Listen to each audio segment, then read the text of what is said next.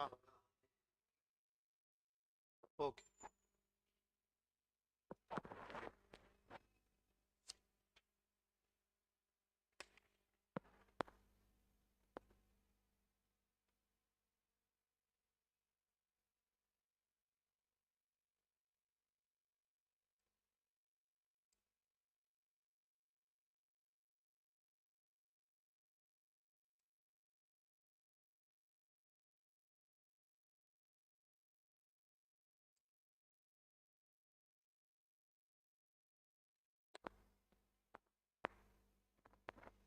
So today we will see this topic called annual return. So last class we finished with minutes, right? So today we will see with annual return. So till now, does anybody have any doubts with regard to what we've seen in the previous class? Vasuki, Divya Darshini, you can turn off your mic and answer.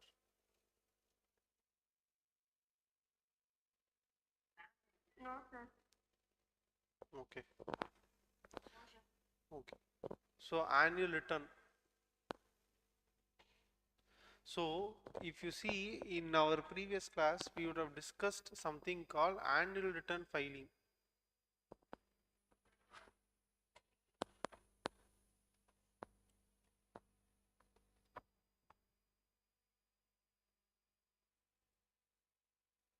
So we would have discussed something called annual return filing. So basically what is this annual return filing is nothing but every year after the AGM, after the AGM is conducted, the company should file one return, will file one return. This return is called Form MGT 7.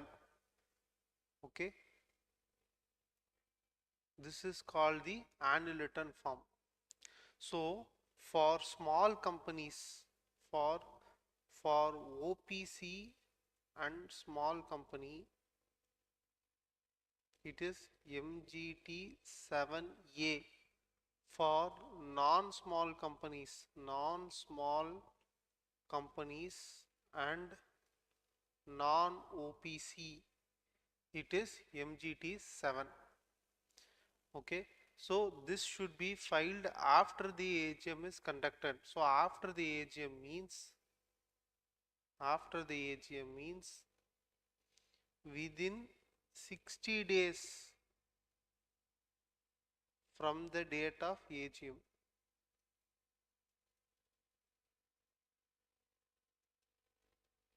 So from 60 days from the date of AGM.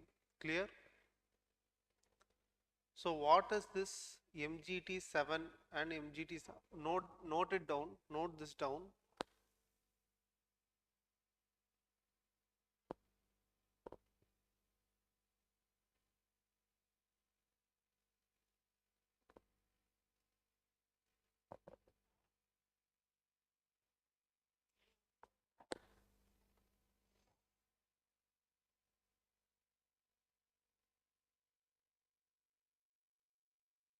So what are the contents of annual return? What in this annual return form MGT 7? What are the particulars? The particulars that to be filled. Particulars to be filled in form MGT 7.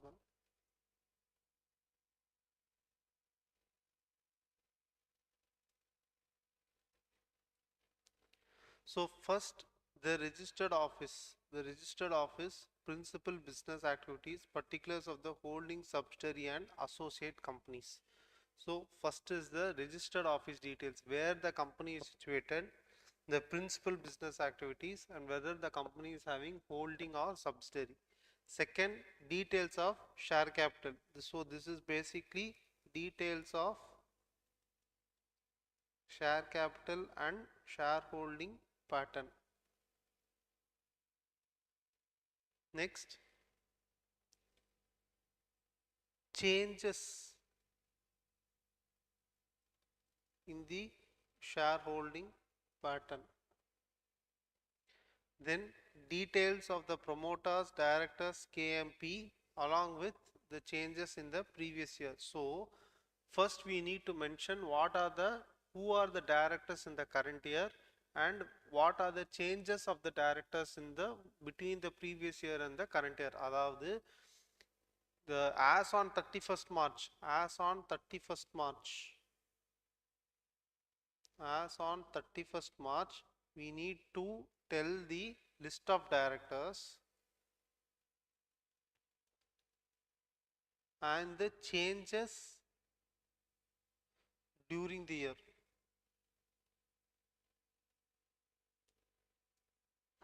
Then the details of board meetings. So meeting of members means any EGM conducted, EGM. Then board meetings, and this is committee meetings.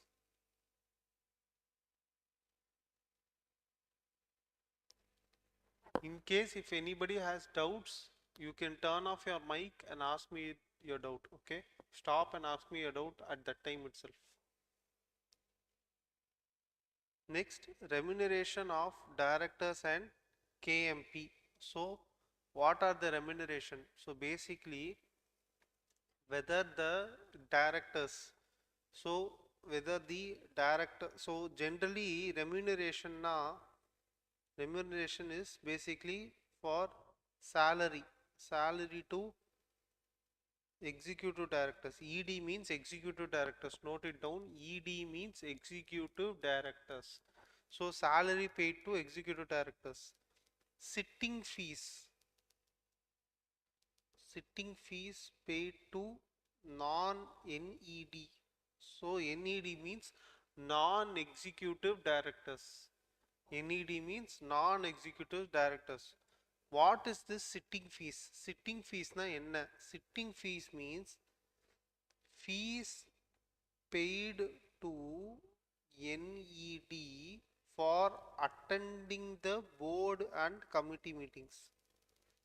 Attending the board and committee meetings.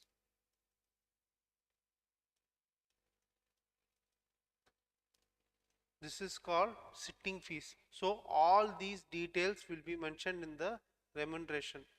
Then any penalty or punishment imposed on the company, its directors, or details of compounding of offences or appeals made against the punishment. Any order issued by the statutory authority.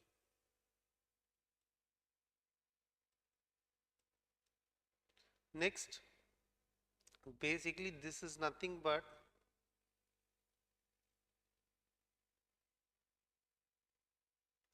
certification of compliance is nothing but generally the PCS means practicing company secretary.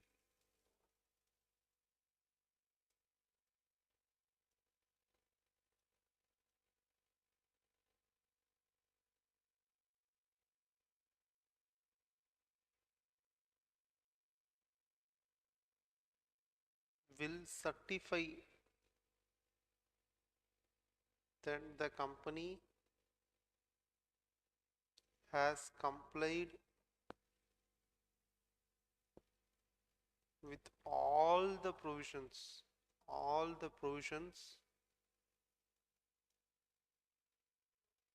of the Companies Act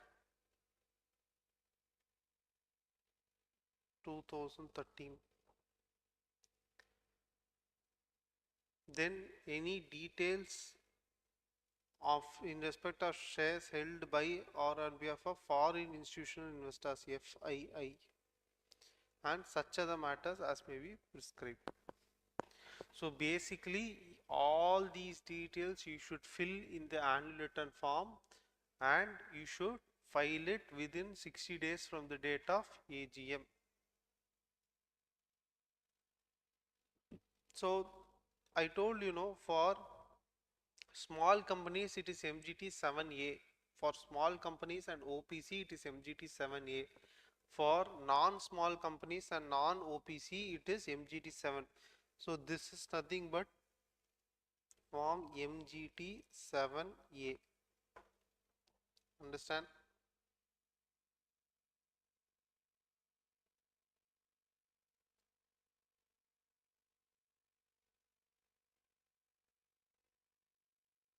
Signing of annual return. So signing of annual return means who is going to certify the form, certify the MGT 7 or 7A form on behalf of the company.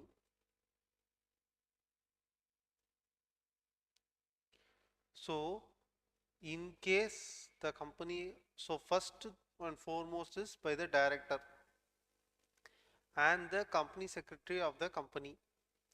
In case there is no company secretary, by a company secretary in practice. So first and foremost, so for MGT 7, director and CS along with PCS. For MGT 7A, only director. Only director. Understand? Any doubts?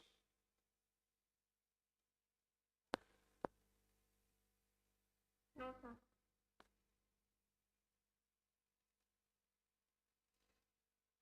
Now, there is something called annual return audit. Annual return audit. This is applicable only to certain class of companies.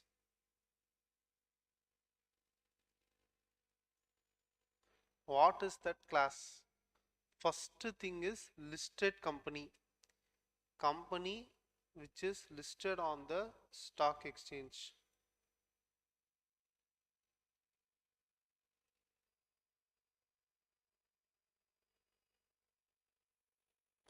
Company that is listed on the stock exchange.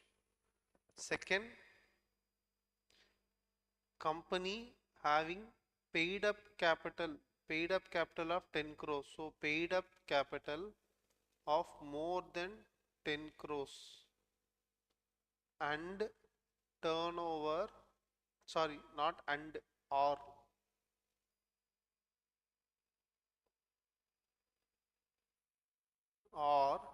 turnover more than or equal to 50 crores. Clear? So these companies need to, what they should do is they should conduct an annual return audit. So the pre-CS, the practicing company secretary must conduct an annual return audit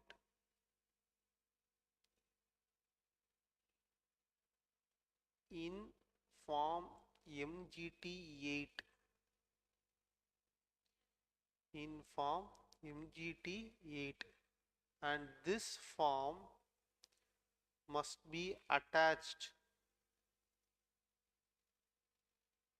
in form MGT 7. So this is not a E form, this is a audit report. This is a audit report. AR report, audit report, annual return audit report. This is a E form. MGT 7 is an E form. So this report must be attached in this E form and filed. Understand? Any doubt?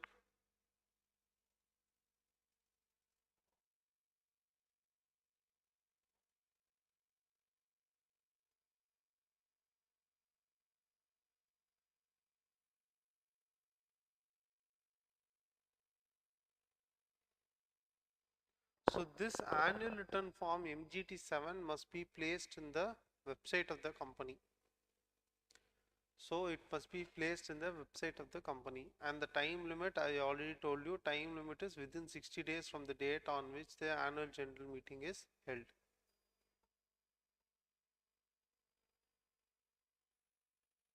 So what is the penalty for contravention? So for company and every officer of the company shall be liable to 10,000. So company and every director is 10,000. Maximum of 2 lakhs.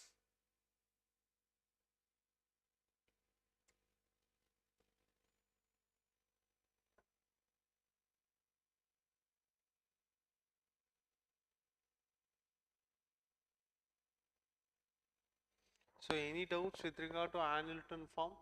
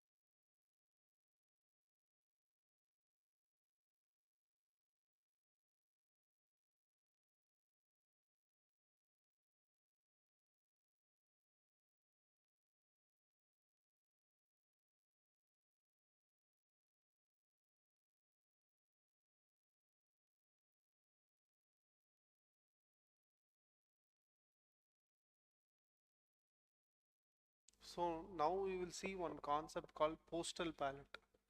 So this will be the last topic in this chapter. After postal ballot, we'll go to a new topic, and then in the end, before our law classes gets completed, we will take up the registers topic. Registers we will do it at the last part because it is not very important. So we will do it in the last part. Okay. So first we will see what is postal ballot. So postal ballot means it is nothing but voting by post or through any electronic mode. So basically what it means is it, you remember we saw voting by poll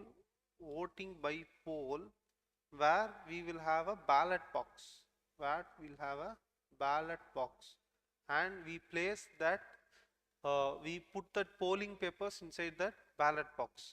So this postal ballot is nothing but a combination of voting by poll and voting by electronic means. So you can say it is a combination of voting by poll and voting by electronic means.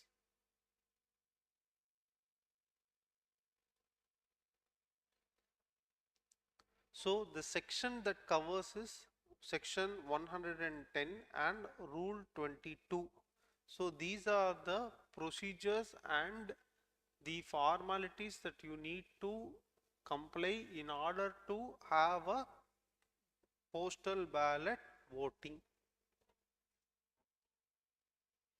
So first, notwithstanding anything contained in the Act, a company shall, in respect of such item of business as the central government by notification, declare to be transacted only by means of postal ballot. So, if a particular item needs to be conducted only by postal ballot, then those items alone can be voted by means of postal ballot. So, what it means is the central government will declare that certain items can be transacted only by postal ballot in addition to respect of any other item of business. So ordinary items, I already told you, ordinary business and special business. Ordinary business cannot be voted by postal ballot. Only special business, SB means special business. Only special business can be voted by PB, postal ballot. Understand? So the first thing is ordinary business cannot be voted by postal ballot. Only special business can be voted by postal ballot.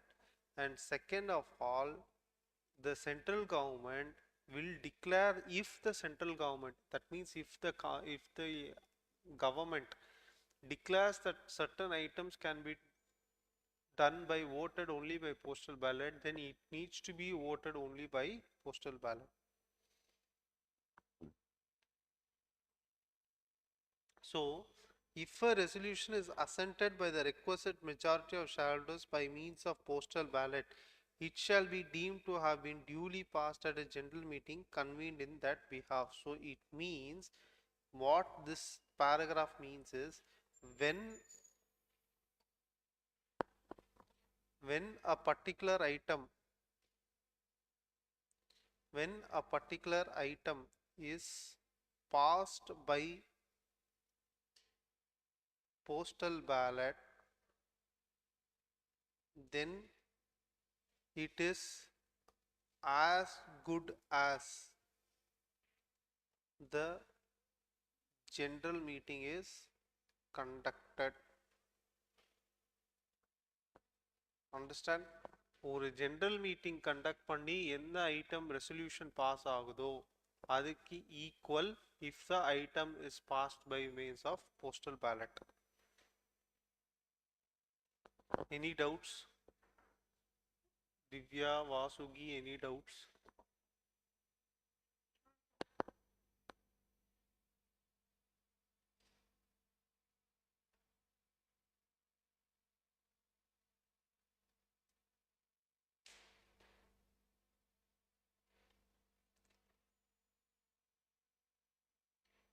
So rule 22 basically talks about the procedural formalities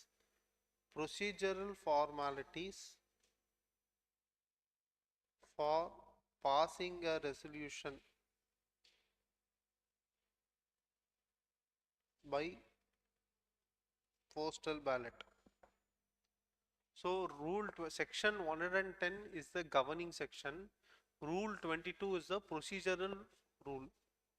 So where a company, the first point is, where a company is required or decides to pass any resolution by way of postal ballot, it shall send a notice to the shareholders. So the first and foremost thing is sending of postal ballot, or we can, instead of using the word sending, we will use the word circulating of postal ballot notice to all the shareholders of the company. So first and foremost circulating the postal ballot notice. So basically when we have a general meeting, when we conduct a general meeting, what happens? We issue the notice. So அதே மாதிரி நம்ம postal பேலட்ல ஒரு item pass பண்றோம்னா we need to first circulate the postal ballot notice. In that postal ballot we need to mention the resolution.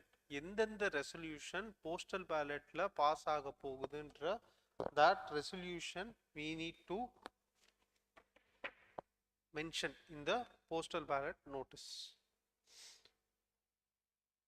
And in that we need to tell them basically the content of the notice la we need to tell them that they need to give their assent or dissent in writing on the postal ballot. So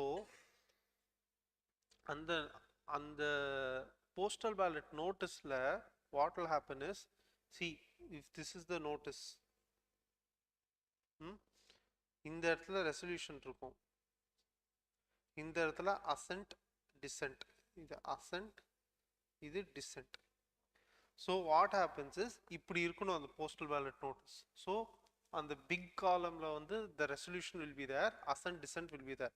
So the person who is writing their shares, I mean, so a person who is going to vote, they will put 500 shares assent, 500 shares dissent abdin they will mention, or 1000 shares assent, 1000 shares dissent, however. So basically this postal ballot notice it is a combination of poll. We saw what is poll, MGT 13 polling papers. So on the MGT 13 polling papers we will be mentioning what is the resolution, assent dissent we will mention. Same concept it will come in postal ballot notice also. But what is the difference between polling papers and postal ballot means, polling papers you have to do it at the annual general meeting. ஒரு annual general meeting conduct பண்ணனும், ஒரு extraordinary general meeting conduct பண்ணனும், நீங்க physically present இருந்து poll பண்ணிட்டு நீங்க போணும். ஒரு postal ballot என்றது EGM conduct பண்ணாமே physically convert பண்ணாமே EGM conduct பண்ற மாதிரி இருக்கிறது தான் postal ballot. அதாவது you don't conduct a meeting, physical meeting நடக்காது, ஆனா ரெசல்யூஷன் பாஸ் ஆகும். அந்த ரெசல்யூஷன் பாஸ் ஆகிறது physical meeting conduct பண்ணா என்ன எஃபெக்ட் இருக்கோ, என்ன ஒரு authenticity இருக்குமோ, same authenticity will be there for postal ballot also.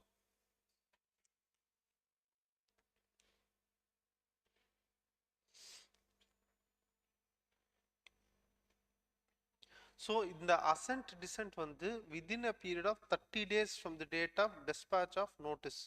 So அவங்களுக்கு 30 days time period is there. Time period is there for 30 days. So notice issue பண்ண டைம்ல they have 30 days time to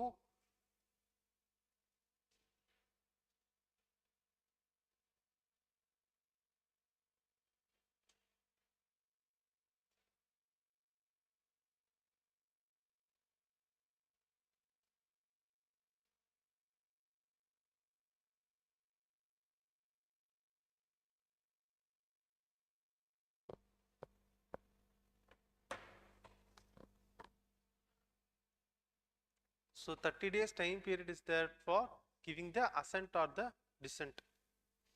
So the notice has been sent by, notice shall be sent by registered post or speed post. So in the ரெண்டு மெத்தட்ல மட்டும்தான் you need to send the postal ballot notice. Courierலாம் you should not send. First, this is through physically, this is through electronically,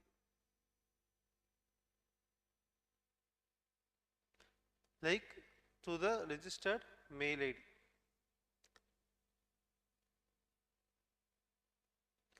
Next main thing in the newspaper advertisement.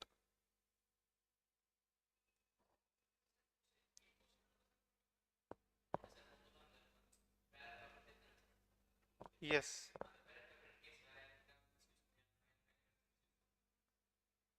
இல்லையே, எப்படி அவங்க பேரு, அவங்களோட இதெல்லாம் இருக்கணும்ல, அவங்களோட சர்டிஃபிகேட் நம்பர் வராது, அவங்களோட டிபிஐடி கிளைண்ட் ஐடி இருக்கும் ஆன்லைன்னா.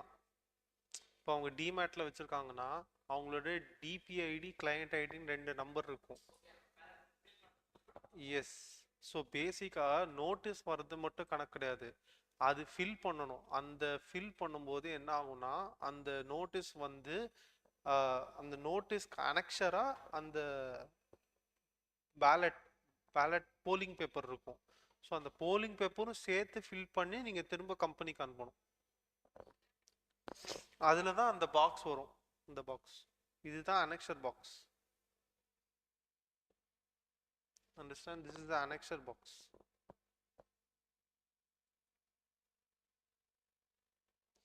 So advertisement shall be published at least in one vernacular newspaper. So one vernacular newspaper, one English newspaper. So அதில் என்னென்ன கண்டென்ட்ஸ் இருக்கும், இதுதான் கண்டென்ட்ஸ். ஸோ ஃபஸ்ட்டு எந்த பிஸ்னஸ் போஸ்டல் பேலட்ல இருக்கிற என்ன business to be transacted. Always remember, postal பேலட்ல ordinary business will not be transacted, special business தான் டிரான்சாக்ட் பண்ணுவாங்க. Okay, so what are the ordinary business நம்ம பார்த்தோம். நம்ம declaration of dividend, appointment of directors, appointment of auditors, approval of financial statements. இந்த 4 item. இந்த 4 item வந்து எப்பவுமே வந்து ஃபிசிக்கலாக தான் கண்டக்ட் பண்ணணும். ஃபிசிக்கலாக தான் you need to approve by physically attending the annual general meeting. Other than these 4 items, any item you can go for postal ballot. First வந்து date of completion of postal ballot.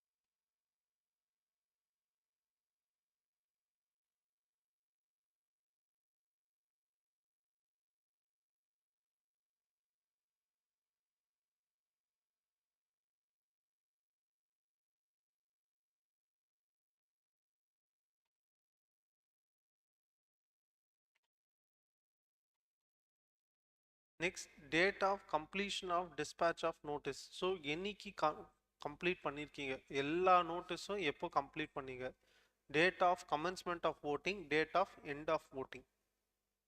அதாவது ஓட்டிங்க்குன்னு ஒரு time period இருக்கு, opening date, closing date. அந்த date வந்து you need to mention. So அந்த டேட்டுக்குள்ள you need to finish the voting. So ஜென்ரலாக இந்த டேட் ஆஃப் கமென்ஸ்மெண்ட் அண்ட் ஓட்டிங்க்கு ஜென்ரலாக 30 days டைம் கொடுப்பாங்க. டைம் பீரியட் வந்து 30 days டைம் இருக்கும்.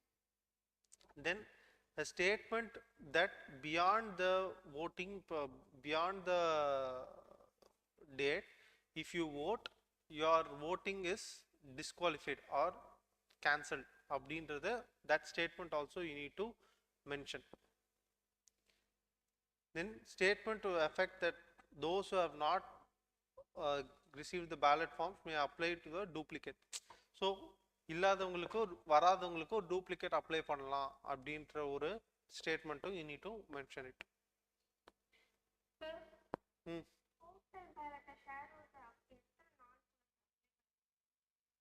திரும்ப கேளுங்க. ஆமா, 30 days டைம் இருக்கு அவங்களுக்கு.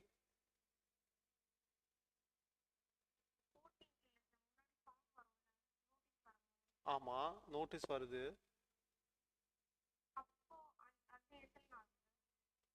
எத்தனை நாள்னா எனக்கு புரியல.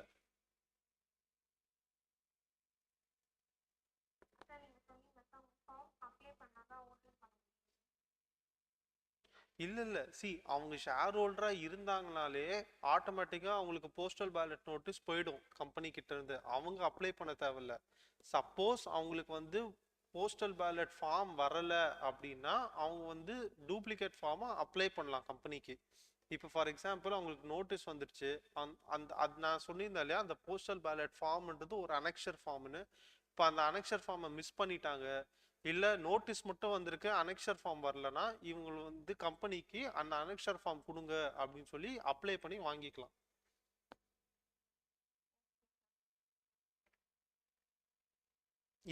இதுதான் உங்க டவுட்டா? இல்லை உங்க doubt, have I understood your doubt correctly? Okay. So this notice of postal ballot shall be placed on the website of the company. So basically in the postal ballot எந்தெந்த ஐட்டம்ஸ்லாம் நம்ம postal ballot போயிருக்கோன்றது கம்பெனியோட வெப்சைட்ல need to mention it. So இதுக்கும் வந்து last time நம்ம பார்த்த மாதிரி ஒரு ஸ்க்ரூட்டினைசர் அப்பாயிண்ட் பண்ணுவோம். ஸோ ஒரு ஸ்க்ரூட்டினைசர் அப்பாயிண்ட் பண்ணிட்டு இந்த போஸ்டல் பேலட் ஓட்டிங் பீரியட் முடிஞ்சதுக்கு அப்புறமா எல்லா போஸ்டல் பேலட் நோட் ஃபார்மையும் கம்பெனிக்கு வந்துடும். அந்த போஸ்டல் பேலட் ஃபார்மை வந்து கம்பெனி வந்து ஸ்க்ரூட்டினைசருக்கு கொடுப்பாங்க. அந்த ஸ்க்ரூட்டினைசர் என்ன பண்ணுவார், எல்லா போஸ்டல் பேலட் ஃபார்ம்ஸையும் எடுத்துக்கிட்டு எது அசென்ட்டு எது டிசென்ட்டுன்றதை செக்ரிகேட் பண்ணிட்டு அவர் வந்து இதுதான் அசென்ட்டு, இவ்வளோ அசென்ட் வந்திருக்கு இவ்வளோ டிசென்ட் வந்திருக்குன்னு அவர் வந்து பைஃபர்கேட் பண்ணி அவர் க்ளோஸ் பண்ணுவார். அவர் வந்து ஒரு ரிப்போர்ட் ரெடி பண்ணி கொடுப்பார். ஸோ இந்த ரிப்போர்ட் பேஸ் பண்ணி இந்த பர்டிகுலர் ஐட்டம் பாஸ் ஆயிருக்கா அப்ரூவ் ஆயிருக்கா, இந்த பர்டிகுலர் ஐட்டம் ரிஜெக்ட் ஆயிருக்கான்றதை அவர் வந்து அந்த ரிப்போர்ட்ல கொடுப்பார். So that is called the scrutinizer report. So if you see here, the first thing is the board of directors shall appoint one scrutinizer who will conduct the postal ballot voting. Next, he will be willing to, so basically enna the scrutinizer shall be willing to be appointed and will be available for purpose of ascertaining the requisite majority. So requisite majority for approving the resolution. எதுக்கு நமக்கு majority தேவைப்படுது?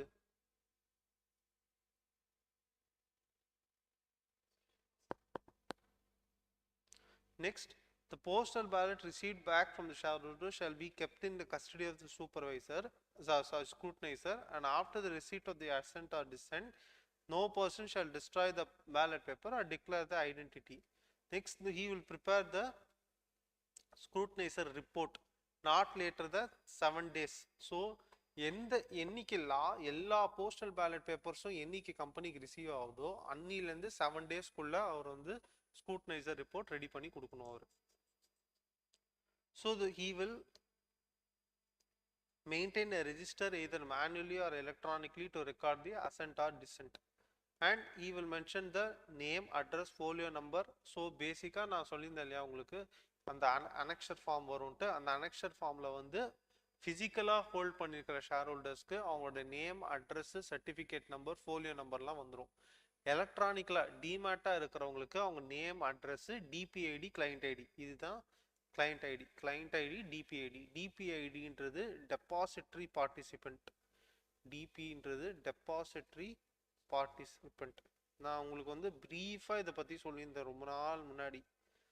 ஒரு எலக்ட்ரானிக்காக வச்சுருக்கும் போது நம்ம ஷேர்ஸை வந்து depository பார்ட்டிசிபெண்ட்ன்றது ஒரு authority, அவங்க மெயின்டைன் பண்ணுவாங்க நமக்கு பதிலாக நம்மளுடைய details of our share holding. அதுதான் டிபின்றது, டெபாசிட்ரி பார்ட்டிசிபெண்ட். அவங்க ஒரு ஐடி கொடுப்பாங்க, அதுக்கு பேர் தான் டிபிஐடி. பேங்க் கிடையாது, அவங்க வந்து செப்பரேட்டாக ஒரு கம்பெனி, அவங்க பேர், அந்த கம்பெனி பேர் என்எஸ்டிஎல் ஆர் சிடிஎஸ்எல். இவங்க தான் டெபாசிட்ரி பார்ட்டிசிபெண்ட் இந்தியாவுக்கு. என்எஸ்டிஎல்னா நேஷனல் செக்யூரிட்டிஸ் டெபாசிட்ரி லிமிடெட், சிடிஎல்னா central depository securities limited. So இவங்க வந்து ஒரு ஐடி மென்ஷன் பண்ணுவாங்க, இதுக்கு பேர் தான் டிபிஐடி. கிளைண்ட் ஐடின்னு ஒன்று இருக்குது. கிளைண்ட் ஐடின்றது ஒரு கிளைண்ட்டுக்கும் தனித்தனி ஐடி கொடுப்பாங்க, கிளைண்ட் ஐடி. இந்த டிபிஐடின்றது காமன். என்எஸ்டிஎலுக்கு ஒரு செப்பரேட் டிபிஐடி இருக்கும், சிடிஎஸ்எலுக்கு ஒரு தனி டிபிஐடி இருக்கும். ஸோ டிபிஐடின்றது என்எஸ்டிஎலுக்கு, சிடிஎஸ்எல்ன்றது டிபிஐடி. கிளைண்ட் ஐடின்றது தனித்தனி பர்சனுக்கு ஒரு கிளைண்ட் ஐடி. உங்களுக்கு ஒரு கிளைண்ட் ஐடி, இன்னொருத்தர் கிளைண்ட் ஐடி, அந்த மாதிரி அது மாறிட்டே இருக்கும். டிபிஐடி மாறாது. அது சிடிஎஸ், நீங்கள் சிடிஎஸ்எல் போனீங்கன்னா எல்லா சிடிஎஸ்எல்ல வச்சிருக்கிற பீப்புளுக்கும் கிளைண்ட்ஸுக்கும் ஒரே டிபிஐடி தான். ஸோ இந்த கிளையண்ட் ஐடி இது எல்லாமே அந்த இதில் போஸ்டல் பேலட் ஃபார்மில் மென்ஷன் பண்ணி ஆகணும். ஸோ அதுக்கப்புறமா இந்த ஷேர்ஸ் எல்லாத்தையும் அவர் இந்த போஸ்டல் பேலட் எல்லாமே கலெக்ட் பண்ணணும். இது postal pallets which are defaced or mutilated are all invalid. மியூட்டிலேட்டட்னா கிழிஞ்சு போய் வந்திருந்தா இல்லை வந்து சாயில்டாக வந்திருந்தா அந்த மாதிரி இருக்கிறதெல்லாம் ரிஜெக்ட் பண்ணிடுவோம். ஸோ இந்த போஸ்டல் பேலட் எல்லாமே வந்ததுக்கப்புறம் ஸ்க்ரூட்னைசர் அவங்களோட ரிப்போர்ட் ரெடி பண்ணிட்டு he will prepare the scrutinizer report and give it. That will be countersigned by the chairman. So chairman வந்து அந்த ஸ்க்ரூட்னைசர் ரிப்போர்ட்டை அப்ரூவ் பண்ணி சைன் பண்ணுவார். சைன் பண்ணிவிட்டு அவர் வந்து அந்த ஸ்க்ரூட்னைசர் ரிப்போர்ட்டை வந்து he will place it in the website of the company and he will also place it in the notice board of the company.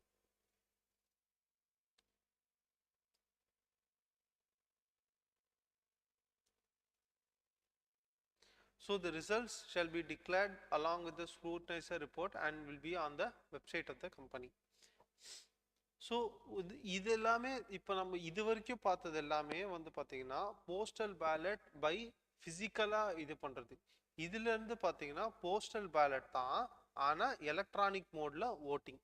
So நம்ம எலக்ட்ரானிக் மோடில் நம்ம ஓட்டிங் பை எலக்ட்ரானிக் மீன்ஸ் பார்த்தோம்ல, அதில் இருக்கிற எல்லா ப்ரொவிஷன்ஸுமே ditto applicable by for postal ballot also.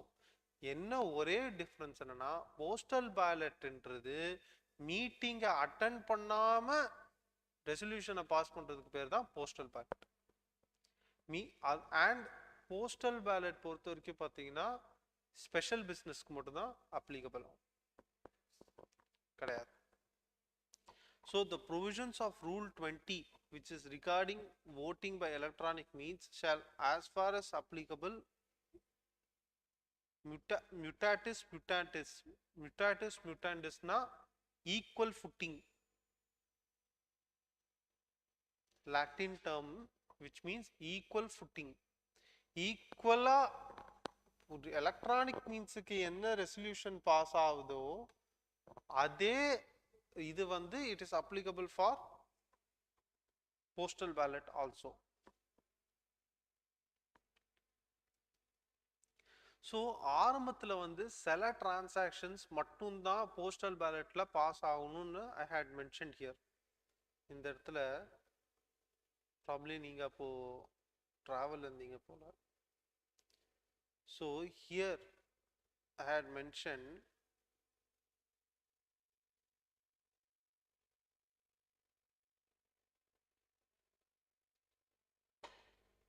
only central government may declare certain items of business that can be transacted only by postal ballot, and I had told you என்னென்ன transactions which is applicable only by way of postal ballot. That is what we are going to see here. So the following items of business shall be transacted only by means of voting by postal ballot. So the first one, alteration of the objects of the memorandum of the company immediately before the commencement of the act, alteration of the main objects of memorandum. அதாவது இது என்ன before the commencement of the act அப்படின்னா, companies act வந்து first வந்து 1956 இருந்துச்சு, அதுக்கப்புறம் companies act வந்து 2013 மாறுச்சு. ஸோ இந்த டிரான்சிஷன் எப்போ நடந்துச்சுன்னா 2014 நவம்பரில் நடந்துச்சு, செப்டம்பர் டு நவம்பர் அந்த டைம்ல நடந்துச்சு. ஸோ என்ன ஆகுனா, நான் வந்து கம்பெனியை வந்து 1956 ஆக்ட் இருக்கும்போதே இன்கார்பரேட் பண்ணிட்டேன். அப்போ என்னோட ஆப்ஜெக்ட்ஸ் வந்து சோ அண்ட் சோ ஆப்ஜெக்ட்ஸா இருந்துச்சு. அப்புறமா 2013 ஆக்டுக்கு மாறும்போது எனக்கு வந்து என்ன ஆச்சுன்னா ஆக்ட் மாறிடுச்சு. அப்போ நிறைய ப்ரொவிஷன்ஸ் ஆக்ட் மாறினால செக்ஷன்ஸ் நிறைய லா மாறணும், அப்போ என்னோட ஆப்ஜெக்ட்ஸும் மாறும். அப்போ இந்த டிரான்சிஷன் நான் என்ன பண்ணணும், என்னோட ஆப்ஜெக்ட்ஸ் வந்து 1956 ஆக்ட்ல இருந்துச்சு, அதை 2013 ஆக்டுக்கு நான் அமெண்ட் பண்ணணும்.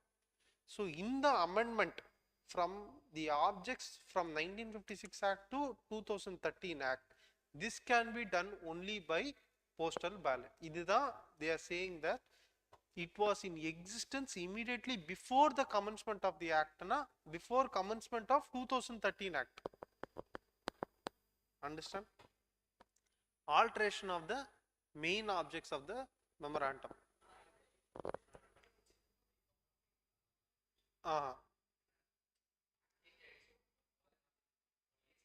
ஆமா இப்போ எல்லாமே by now everyone would have done it. இப்போவும் நிறைய பேர் பண்ணாம இருக்காங்க. பண்ணாம இருக்கிறவங்க பண்ணணும், ஆக்ட் படி பண்ணணும். ஆனா பண்ணாமையும் நிறைய கம்பெனிஸ் இருக்காங்க இப்போ வரைக்கும். நெக்ஸ்ட் வந்து alteration of association. So articles of association first வந்து MOA ஆல்ட்ரேஷன், நெக்ஸ்ட் வந்து AOA ஆல்ட்ரேஷன்.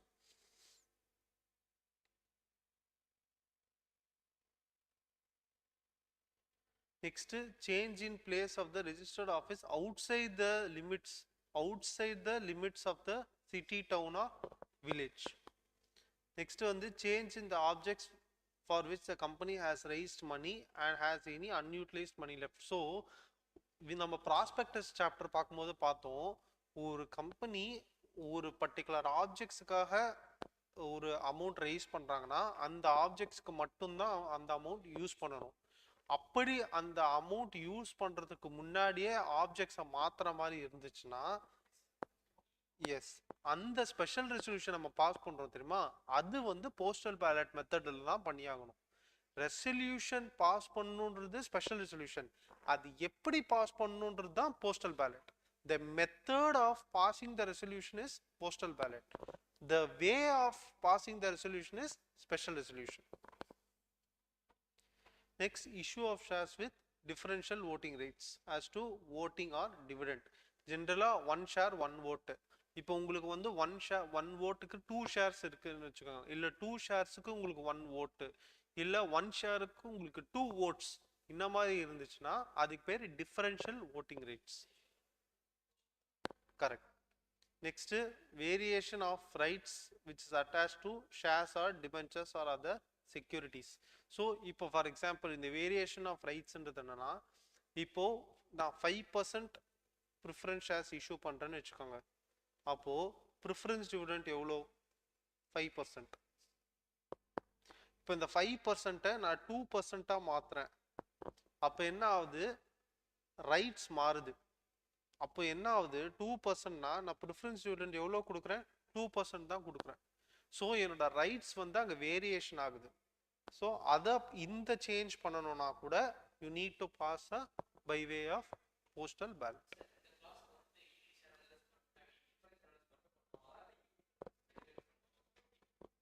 ப்ரிஃபரன்ஸ் மட்டும் தான், ப்ரிஃபரன்ஸ் அண்ட் டிபென்ச்சர் ஹோல்டர்ஸ் தான். ஏன்னா அவங்களுக்கு மட்டும் தான் தனி கிளாஸ் இருக்கு, ஈக்விட்டிக்கு தனி கிளாஸ் கிடையாது.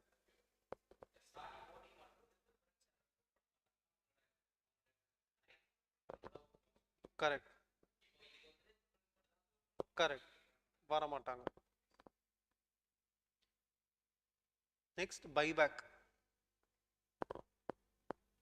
கம்பெனியே ஷேர்ஸ் பைபேக் வாங்கிக்கிறாங்கன்னா அது வந்து buyback. Next election of directors. Election of டைரக்டர்ஸ்ன்றது பேசிக்காக உங்களுக்கு appointment of directors. I think உங்களுக்கு உங்கள் டாப்பிக்கில் டைரக்டர்ஸ் சாப்டர் கிடையாதுன்னு நினைக்கிறேன்ல. இது வால்யூம் 2 தானே உங்களுது?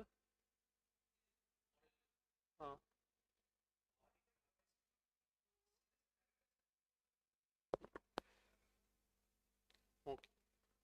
ஆக்சுவலாக உங்களுக்கு வந்து டைரக்டர்ஸ் வந்து ஒரு பெரிய டாபிக், உங்களுக்கு அது கிடையாது. உங்களுக்கு ஐ திங்க் சிலபஸ்லேயே நினைக்கிறேன். ஏன்னா உங்களுக்கு மாடியூல் 3 வந்து உங்களுக்கு வந்து ஃபெமா வருது, other laws, LLP, general clauses act இருக்குல்ல. ஆமாம், இது மூணுமே உங்களுக்கு அதர் லாஸில் வந்துருச்சு. அப்புறம் LLP ஆக்டு, அவ்வளோதான். அதுதான் மாடியூல் 3 இல்லையா. ஸோ மாடியூல் 2ல் உங்களுக்கு வந்து ஆடிட்டர்ஸு, ஃபாரின் கம்பெனிஸ். ஸோ உங்களுக்கு டைரக்டர்ஸ் கிடையாது.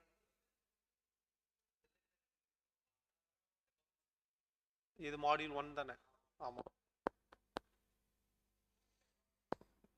இதுக்கப்புறம் நம்ம வந்து அக்கௌண்ட்ஸ் அண்ட் ஆடிட்டர்ஸ் அது ஒன்றா பார்த்துருவோம். அது முடிச்சதுக்கு அப்புறமா we will come to dividend and deposits. By February குள்ள we will complete module 1 and module 2 fully. மார்ச்ல we will take module 3 sale. So உங்களுக்கு வந்து இப்போ ஃபெப்ரவரிக்குள்ள மாடியூல் 1 மாடியூல் 2 முடிஞ்சிடும் இல்லையா? Module 1 module 2 we will have an exclusive revision class. Okay, ஒரு module 3க்கு போகிறதுக்கு முன்னாடி ஒரு மாடியூல் 1 மாடியூல் 2 எக்ஸ்க்ளூசிவ்லி ஒரு ஒன் கிளாஸ் ஃபுல்லாக 4 hours we will have only revision. ஒரு 1 week we will have only revision. 2 to 8 hours we will have revision தான்.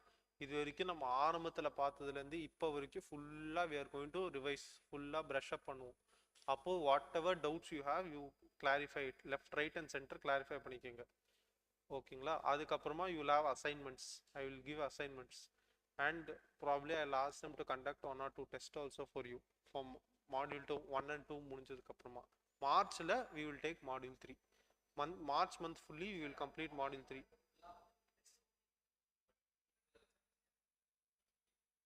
நீங்கள் படிச்சுட்டே தான் இருக்கணும். நீங்கள் டெஸ்ட் வர வரைக்கும்லாம் வெயிட் பண்ணாதீங்க. அசைன்மெண்ட்ஸ் டெஸ்ட், அதாவது மாடியூல் 2 வர வரைக்கும் நம்ம வெயிட் பண்ண மாட்டோம். ஆனால் மாடியூல் 1 மாடியூல் 2 நான் சேர்த்து I will give you 1 test. உங்களுக்கு தனித்தனியாக இப்போ ஒரு சாப்டருக்கு டெஸ்ட் வச்சா எவ்வளோ கொஸ்டின்ஸ் தான் அதுலேருந்து நான் டெஸ்ட் பண்ணுறது? மாடியூல் 1 மாடியூல் 2 மொத்தமாகவே we will have 1 full test. அப்புறம் மாடியூல் 3க்கு தனியாக we will do revision. மார்ச்சில் we will complete மாடியூல் 3. அதுக்கப்புறமா ஏப்ரலில் we will do 1 revision for module 3. அதுக்கப்புறமா you will have 1 full test module 1 2 3 மொத்தமாக ஒரு டெஸ்ட் ஒன்று வைப்போம் ஏப்ரலில். அதோட உங்களுக்கு போர்ஷன்ஸ் முடிச்சு. நெக்ஸ்ட் வந்து sale of the whole or substantially the whole of an undertaking. அதாவது இந்த செக்ஷன் உங்களுக்கு கிடையாது, செக்ஷன் 180. பட் என்ன அண்டர்ஸ்டாண்டிங்னா, ஒரு கம்பெனிக்கு வந்து லெட்ஸ் டேக் ஒரு கம்பெனி வந்து 2 டிவிஷன் இருக்குன்னு வச்சுக்கோங்களேன். ஒரு plantation company, let's take a plantation company, tea division, coffee division. ஓகேங்களா? இந்த டீ டிவிஷனை ஃபுல்லாக வேற ஒரு கம்பெனிக்கு செல் பண்ணிடுறாங்க, கம்பெனி பிக்கு செல் பண்ணிடுறாங்கன்னா, ஸோ இதுதான் sale or the whole or substantially the whole of an undertaking of the company. So இதுன்றது it is an undertaking of the company. அதாவது மொத்த கம்பெனி கிடையாது, ஆனால் substantially the whole 50% of the division நான் வேற ஒருத்தருக்கு செல் பண்ணுறேன். அப்போ அது வந்து போஸ்டல் பேலட்ல தான் அந்த ரெசல்யூஷன் பாஸ் ஆகணும். Next giving loans or extending loans. So section 186 வந்து சில லிமிட்ஸ் கொடுத்துருக்காங்க லோன்ஸ் ப்ரொவைட் பண்ணுறதுக்கும் கேரண்டி ப்ரொவைட் பண்ணுறதுக்கும். அதாவது என்னன்னா, ஒரு கம்பெனி இன்னொரு கம்பெனிக்கு லோன் கொடுக்கலாம், ஒரு கம்பெனி இன்னொரு கம்பெனிக்கு லோன் கொடுக்கலாம். ஓகேவா? ஒரு கம்பெனி இன்னொரு கம்பெனி லோன் வாங்கிறதுக்கு கேரண்டி கொடுக்கலாம். அதாவது for example, you are company A, I am company B. I am company B borrowing money from bank, okay, for which you are giving guarantee to the bank saying that if I don't pay the money, you will pay the money on my behalf.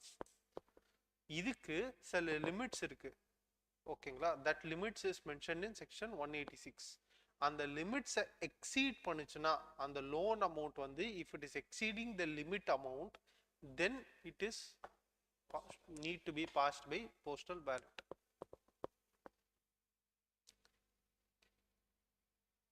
Provided that any aforesaid items of business under this rule shall be transacted by means of postal ballot, may be transacted at a general meeting of the company, which is required to provide the facility to members by voting means. So இந்த இப்போ நம்ம இதுக்கு மேலே பார்த்த items எல்லாமே postal பேலட்ல conduct பண்ணணும், மீட்டிங்லையும் conduct பண்ணலாம். மீட்டிங்கில் கண்டக்ட் பண்ணலன்னா கண்டிப்பாக போஸ்டல் பேலட் தான் கண்டக்ட் பண்ண முடியும். So they are saying may be transacted. So may be transaction போது they are giving an option. Either you pass it in the you conduct a general meeting and you pass it in the general meeting. If you are not able to conduct a general meeting, then you should do it only by way of postal ballot. Understand? One person companies and other companies having members up to 200 are not required to transact any business through postal ballot. So this is basically an exception. So this is basically an exception. One person company which is having less than 200 members, less than or equal to 200 members, private companies, or public companies less than 200 members. For them it is exempt.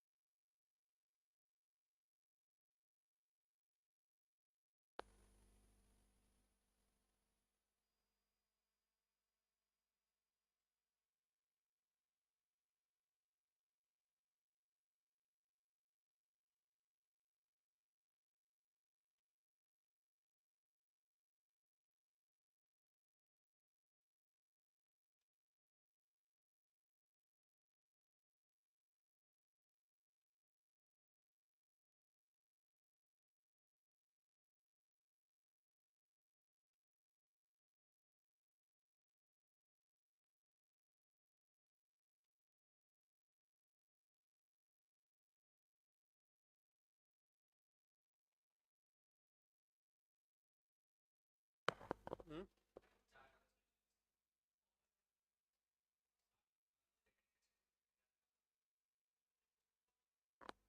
Resolutions are resolution பாத்துறோமே, ordinary resolution, special resolution, அவ்வளவுதான்.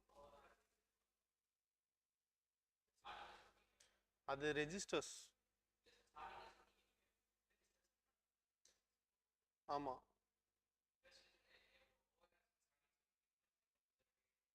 ஆமா, அவ்வளவுதான். அதே தான் ordinary special resolution. Ordinary simple majority, special resolution 3 times, அவ்வளவுதான்.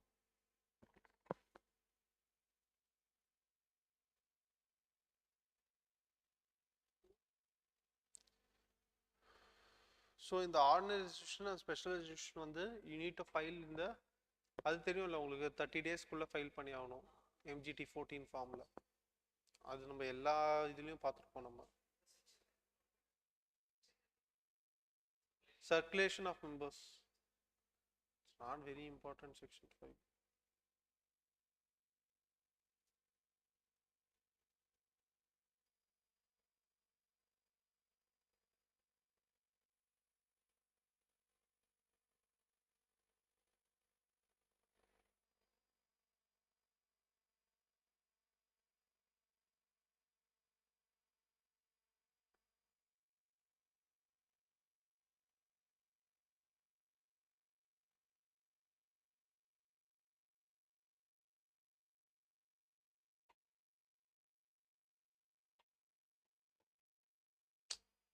You won't be tested in the exam at all.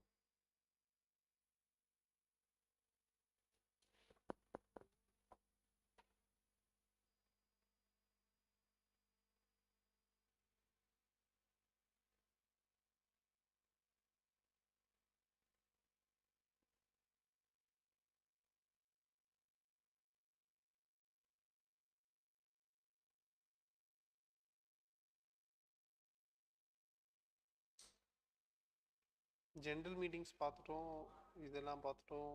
அதுக்கப்புறம் வந்து minutes பார்த்துட்டோம், EGM பார்த்துட்டோம்.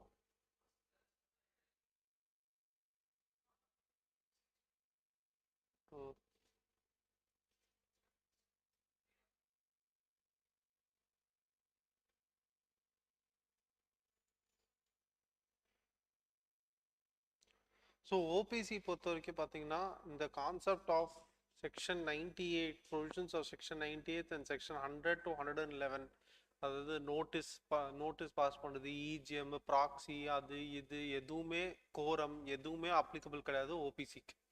ஏன்னா ஏன் அப்ளிகபிள் கிடையாதுன்னா ஒரே மெம்பர் ஒரே டைரக்டர், அவரே உட்காந்து அவரே வந்து ப்ராக்ஸி கீப்ஸி எதுவும் போட போகிறது இல்லை. ஸோ அதனால் இது எல்லாமே எக்ஸம்ட் ஃபார் ஓபிசி. ரெண்டாவது, ordinary business shall be transacted as provided in subsection of section 122. அதாவது பேசிக்காக என்னென்னா உங்களுக்கு வந்து 122 செக்ஷன் பிரகாரம் உங்களுக்கு வந்து இதெல்லாமே, so EGM, notice, statement annexure to notice, இது எதுவுமே நாட் அப்ளிகபிள்.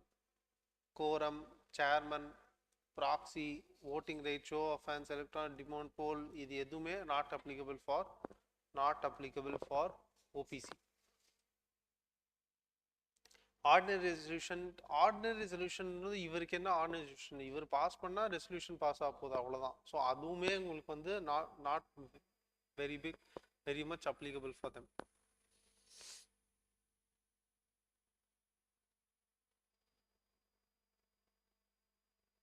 ஸோ இது இவங்களுக்கு எப்படி, how a resolution is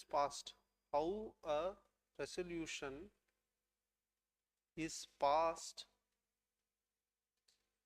by OPC. அதாவது எப்போ ஒரு ரெசல்யூஷன் எப்படி பாஸ் ஆகுதுன்னா, அந்த ரெசல்யூஷனை நீங்க மினிட்ஸ் புக்ல எழுதினாலே அது பாஸ் ஆயிடுச்சு. அதுக்கு இந்த voting ப்ராசஸ்லாம் எதுவுமே தேவையில்லை. ஒரு நம்ம மினிட்ஸ் ப்ரிப்பேர் அவ்வளோதான். So any business which is required to be transacted at a annual general meeting. So என்னென்ன பிஸ்னஸ் ஆனுவல் ஜெனரல் மீட்டிங்கில் போடணும், எந்தெந்த பிஸ்னஸ் ஆனுவல் ஜெனரல் மீட்டிங்கில் பாஸ் பண்ணணும்?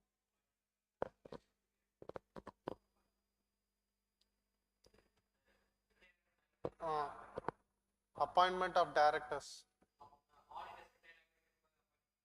appointment of auditors. So in the 4 item, dividend, financial statements, directors, auditors, இவங்க 4 பேரும் வந்து கண்டிப்பா ஆனுவல் ஜெனரல் மீட்டிங்ல பிளேஸ் பண்ணி ஆகணும். So where any business which is required to be transacted at the annual general meeting, these 4 items or other general meeting by means of ordinary or special resolution, it shall be sufficient that the resolution is communicated by the member to the company and entered in the minutes book required to be maintained, signed and dated by the member. That's all.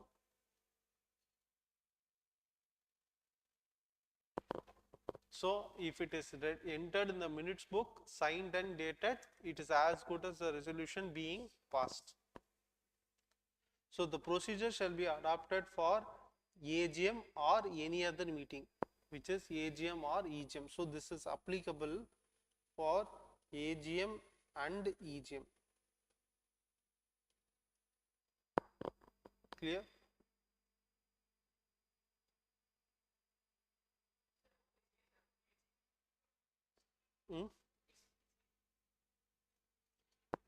OPC की அதாவது AGM EGM conduct பண்ண வேண்டாம், அது minutes புக்ல maintain பண்ணா போறோம். AGM அவர் வந்து பிசிக்கலா ஏஜிஎம் வந்து அட்டென்ட் பண்ணணுன்றதெல்லாம் கிடையாது கான்செப்ட், ஏன்னா ஒரே ஒரு மெம்பர் தான். ஸோ ஆனா மினிட்ஸ் புக்குன்றது கம்பல்சரி நீங்க மெயின்டைன் பண்ணி ஆகணும். ஸோ அந்த மினிட்ஸ் புக்கை மெயின்டைன் பண்ணி இந்த ரெசல்யூஷன் வந்து இந்த தேதியில பாஸ் ஆயிருக்குன்னு அந்த மினிட்ஸ் புக்ல என்டர் பண்ணியிருந்தா போறோம். ஏஜிஎம் கண்டக்ட் பண்ணணுன்ற நெசசரி கிடையாது, நீட் கிடையாது. AGM or EGM.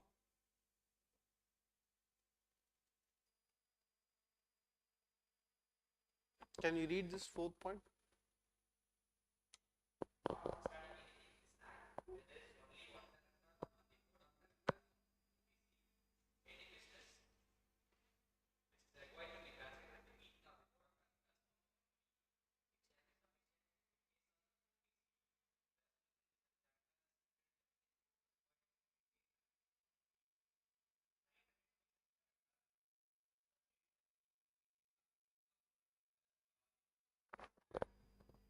புரிஞ்சுதா? ம் ம் ம் ஸோ இந்த ஓபிசி பொறுத்த வரைக்கும் பார்த்தீங்கன்னா நல்லா புரிஞ்சுக்கோங்க. ஓபிசியில் 2 டைரக்டர் 3 டைரக்டர் இருக்கலாம், ஆனால் மெம்பர் ஒருத்தர் தான். அதாவது ஓபிசிக்கு எத்தனை ஷேர் ஹோல்டர்னா ஒரே ஒரு ஷேர் ஹோல்டர் தான். ஆனால் டைரக்டர்ஸ் எத்தனை பேர் வேணாலும் இருக்கலாம். மற்ற கம்பெனிஸ்க்கெல்லாம் மினிமம், பிரைவேட் லிமிடெட் கம்பெனிஸ்க்கு minimum 2 share holders, public limited கம்பெனிக்கு மினிமம் 7 ஷேர் ஹோல்டர்ஸ். ஓபிசிக்கு எத்தனை ஷேர் ஹோல்டர்? மினிமம் 1. அந்த ஷேர் ஹோல்டருக்கு 1 நாமினி. ஓபிசிக்கு ஒரு ஷேர் ஹோல்டர், அந்த ஷேர் ஹோல்டருக்கு ஒரு நாமினி. பிரைவேட் லிமிடெட் கம்பெனிக்கு 2 ஷேர் ஹோல்டர்ஸ், பப்ளிக் லிமிடெட்க்கு 7 ஷேர் ஹோல்டர்ஸ். ஆனால் டைரக்டர்ஸ் எத்தனை பேர் இருக்கலாம் கணக்கு கிடையாது. ஓபிசிக்கு அதாவது ஓபிசிக்கு மினிமம் ஒரு டைரக்டர் இருக்கணும், மேக்ஸிமம் கணக்கு கிடையாது. Same for private limited. Private limited minimum 2 directors, public limited company minimum 3 directors. அது உங்களுக்கு உங்க சிலபஸ்ல இல்லை, பட் ஆனால் பப்ளிக்கு மினிமம் 3 டைரக்டர்ஸ். ஓபிசிக்கு மினிமம் 1.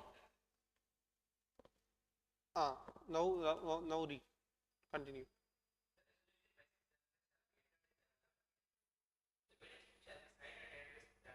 ம் ம்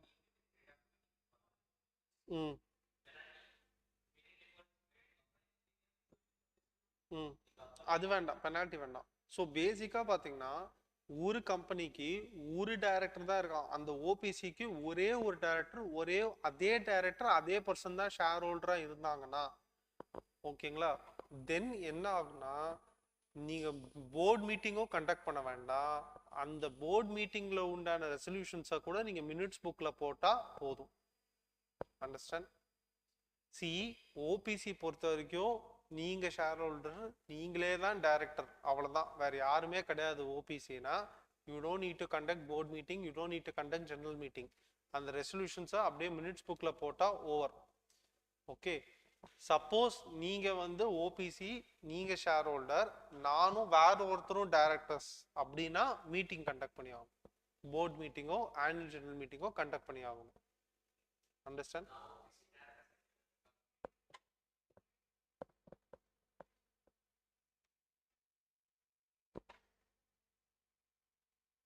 So with this chapter is coming to an end.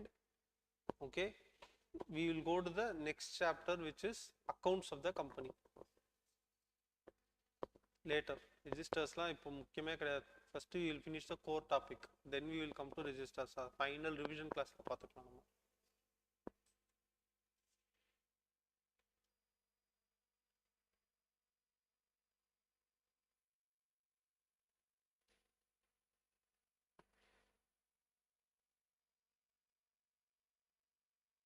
So accounts of the company, accounts and auditors எப்பவுமே we will see together. Okay,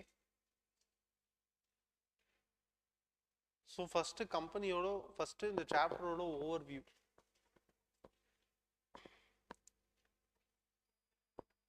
First என்னென்ன accounts to be maintained.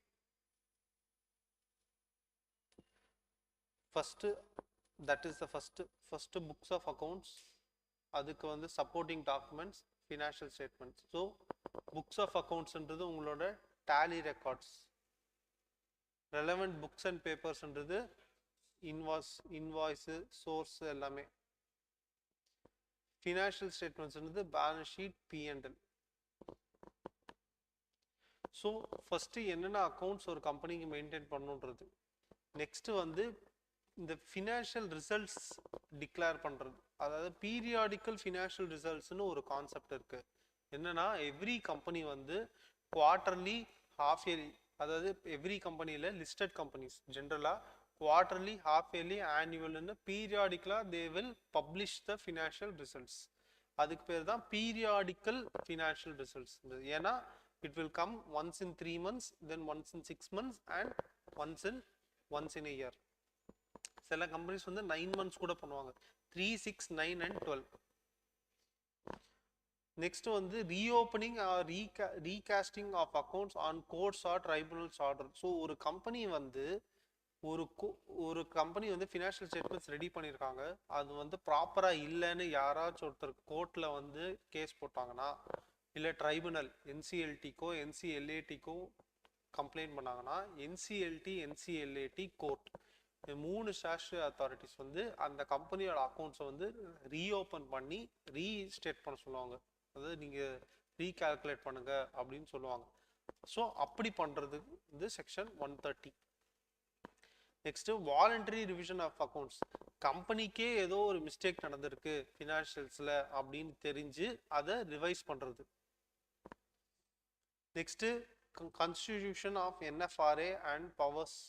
So பேசிக்கலாக என்எஃப்ஆர்ஏன்றது national financial reporting authority.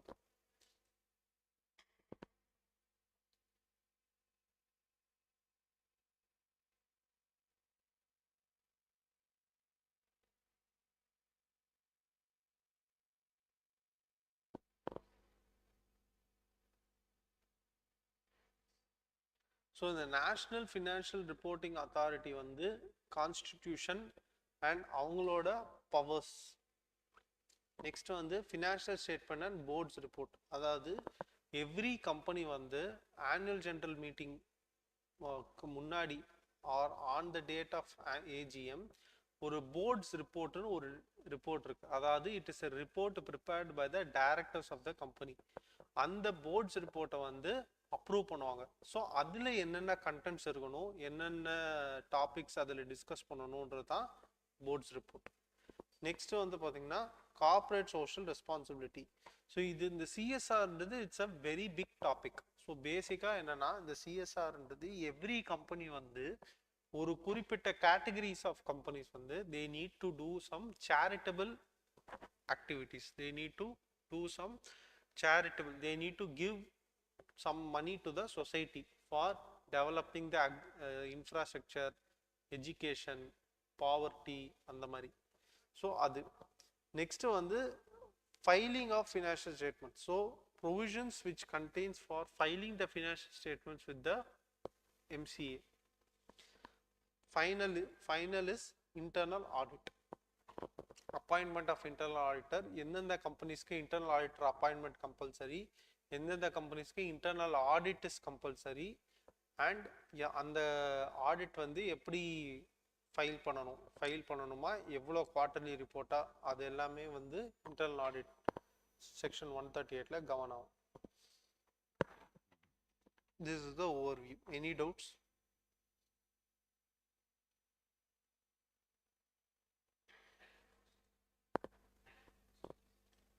We'll take a 10-minute break. We'll take a 10-minute break. We will come back exactly by 9:45 or 10 o'clock. We'll be back.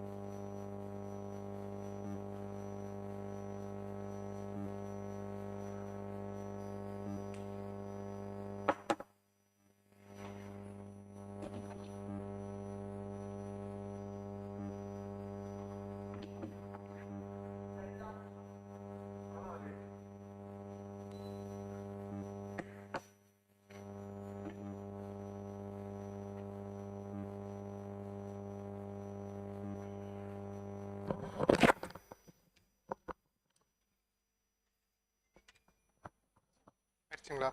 Okay document.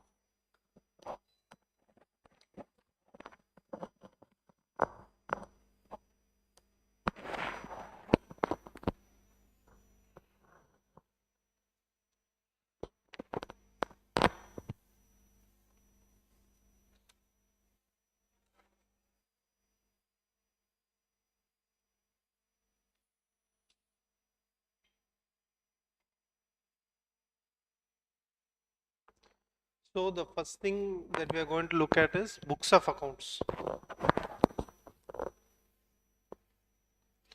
So books and accounts. So books of accounts என்றது மெயினா உங்களோட இப்போ use பண்ற people use tally and then your invoice, purchase, sales, expense, all that. So this needs to be first kept in the registered office of the company. It should be open for inspection for the directors. It should be preserved for a period of 8 years. So மெயினா என்னன்னா இந்த books of accounts பொறுத்த வரைக்கும் see this books of accounts only will help the company to prepare the financial statements. So books of accounts, financial statements audited by statutory auditors, audited by statutory auditors. Okay, so basically what does it mean? It means that the books of accounts is used to prepare the FS. So this both is the responsibility of whom? Of company. So auditors technically, as per act, auditors should not prepare the financial statements, but in reality auditors only prepare the financial statements, but they should only do audit. அவங்க audit தான் பண்ணணும், FS prepare பண்ணக்கூடாது. Understand?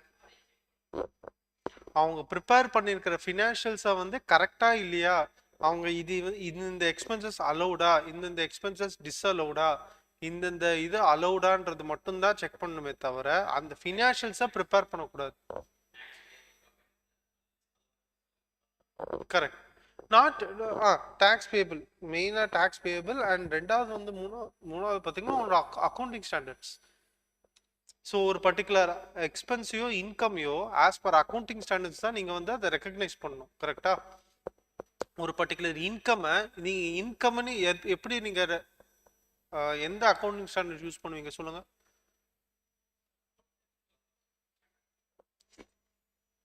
Revenue recognition. Revenue recognition start பண்ணல. So there is an accounting standard, I think AS3 நினைக்கிறேன், revenue recognition சொல்லிட்டு. So பேசிக்கா revenue வந்து it's recognised when it is earned, not when it is received.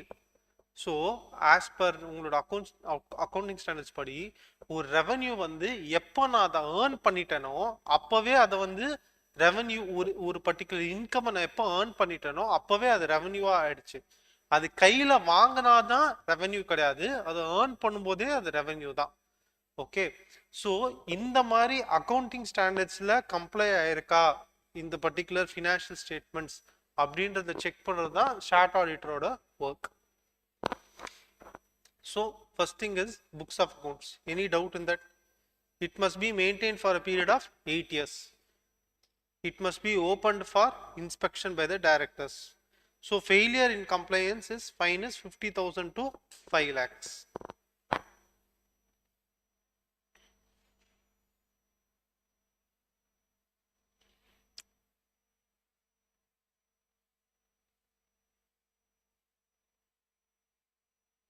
So books of accounts should give a true and fair view, and it should be on accrual basis and double entry system of bookkeeping. Double entry system of bookkeeping na enna solunga? Very good. Next, place of keeping the books of accounts. So books of accounts must be kept at the registered office of the company.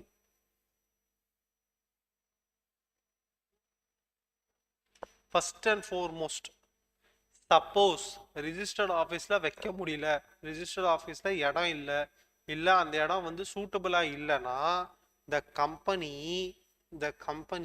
Note பண்ணிக்கோங்க, the company can maintain can maintain the books of accounts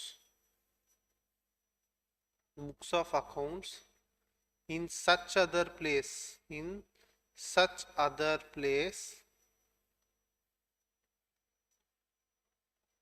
okay, this needs to be intimated to ROC by filing of form AOC 5.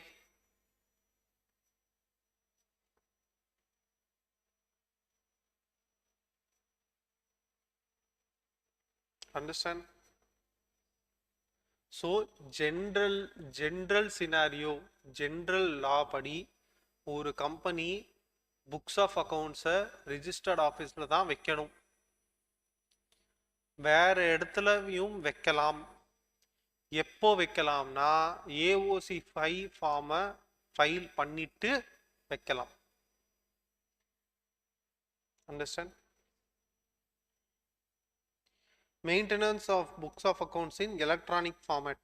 So ஒரு company வந்து electronic format, physical ஃபார்மேட்டில் இல்லாமல் electronic ஃபார்மேட்லையும் maintain பண்ணலாம் by maintaining servers systems and servers. So இது most important point. இந்த audit ட்ரெயில்ன்றது ரொம்ப முக்கியமான பாயிண்ட். ஸோ இந்த எலக்ட்ரானிக் ஃபார்ம் வந்து மெயினாக வந்து it must be accessible in India at all times. So இந்த ஆடிட் ட்ரெயில்ன்றது என்ன கான்செப்ட்னா, you should understand that for those who are online till no ஏதாவது டவுட்ஸ் இருக்கா? Divya, Vasuki,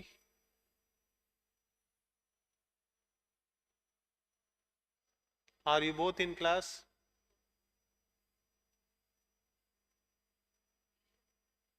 Any doubts?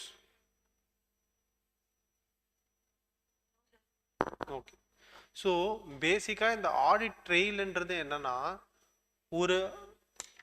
ஒரு ஈவெண்ட்டுக்கு there should be a trail. For example, ட்ரெயில்னா என்ன? What is the meaning of trail? The word ட்ரெயில்னா பாதை, track. Okay, இப்போ நான் வந்து இங்க இருந்து அங்க போறேன்னு வச்சுக்கோங்க. நான் வந்து இங்கேருந்து அங்கே போகிறதுக்கு ஒரு பாதையை கிரியேட் பண்ணிட்டு போகணும். ஸோ பேசிக்காக நீங்கள் நாளைக்கு அந்த இடத்துக்கு வரீங்கன்னா, அந்த இடத்துக்கு போகணுன்னா இந்த பாதையை யூஸ் பண்ணி you can go to that particular place. This is the meaning of concept of trail. Audit பொறுத்த வரைக்கும் என்ன கான்செப்ட்னா, see if I make a particular transaction, ஒரு டிரான்சாக்ஷன் வருதுன்னு வச்சுக்கோங்களேன். Say for example income 10 lakhs அப்படின்னு சொல்லிட்டு நான் வந்து அதர் இன்கம் 10 lakhs அப்படின்னு போடுறேன் கம்பெனியோட ஃபினான்ஷியல்ஸில். அந்த அதர் இன்கம்ன்றது எது? What is the other income? Interest received. Okay, அந்த இன்ட்ரெஸ்ட் வந்து எந்த interest? Interest from fixed deposit. அந்த ஃபிக்ஸட் டெபாசிட் எந்த fixed deposit? Fixed deposit created an so and so date. Let's say October 2025. அந்த ஃபிக்ஸட் டெபாசிட் கிரியேட் பண்ணுறதுக்கு board resolution ஏதாவது pass ஆயிருக்கா? S, September 2025 board வந்து ஒரு ரெசல்யூஷன் பாஸ் பண்ணியிருக்காங்க. இந்த மாதிரி கம்பெனி வந்து ஃபிக்ஸட் டெபாசிட் போடலாம் அப்படின்னு சொல்லிட்டு. ஸோ ஸ்டார்டிங் பாயிண்ட் எது? Board resolution. செப்டம்பர் 2025 பாஸ் பண்ண போர்டு ரெசல்யூஷன். சே 1 crore வச்சுக்கோங்க ஃபிக்ஸட் டெபாசிட். ஸோ கம்பெனி வந்து September 2025 1 crore board resolution pass பண்ணியிருக்காங்க. அதிலிருந்து என்ன ஆச்சு? அக்டோபர்ல வந்து அந்த ஃபிக்ஸட் டெபாசிட் கம்பெனி கிரியேட் பண்ணியிருக்காங்க பேங்க்ல. அக்டோபர்ல 1 crore போட்டு, அதுக்கப்புறம் என்ன ஆச்சு? November, December, January, February, March மந்த்ல கம்பெனிக்கு 10 lakhs அமௌண்ட், இன்ட்ரெஸ்ட் அமௌண்ட் வந்திருக்கு. அந்த ஃபிக்ஸட் டெபாசிட்னால இன்ட்ரெஸ்ட் அமௌண்ட் 10 lakhs வந்திருக்கு. அந்த 10 lakhs அமௌண்ட்டை மார்ச் எண்டு ஃபினான்ஷியல் ஸ்டேட்மெண்ட்ஸ்ல other income, interest other income, அதுக்கடியில் interest on fixed deposit 10 lakhs போட்டிருக்காங்க. இப்போ இந்த ஸ்டார்டிங் பாயிண்ட்லேருந்து இந்த எண்டிங் பாயிண்ட் பார்த்துருக்கீங்கல்ல, இதுதான் audit trail. Yes, source of income சொல்லலை, anything it can be expense also.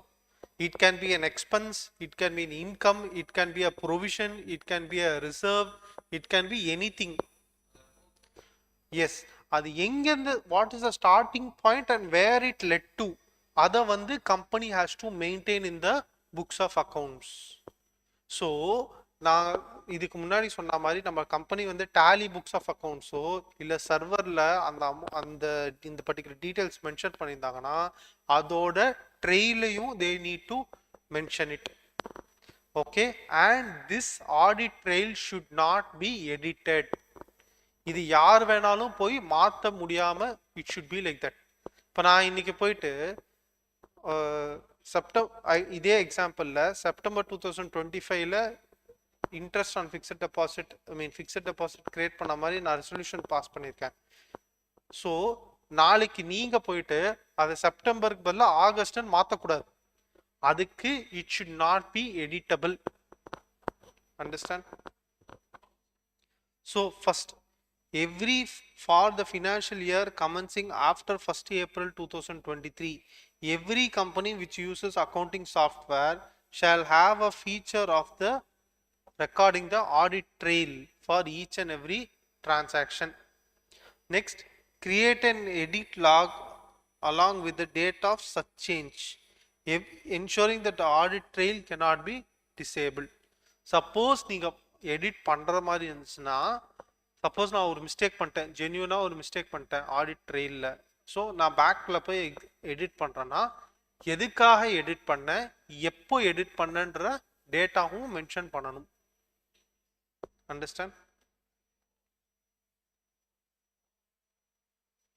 And this books of accounts which is maintained in electronic form should be retained completely in the format in which they were originally generated, sent or received, and it must be in proper storage and retrieval and legible display. So first வந்து proper it must be stored, it must be capable of being retrieved. Next, it must be displayed in a legible form, and it must be capable of being taken a printout. Understand? Next, intimation to the registrar. So main என்னன்னா,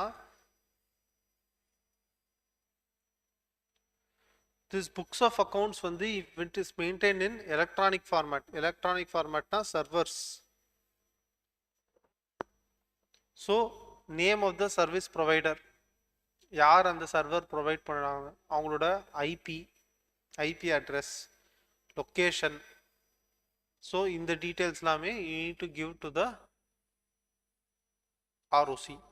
எப்படி எதில் இந்த டீட்டெயில்ஸ்லாம் mention பண்ணணும்னா, all these details should be intimated to ROC in form AOC 4.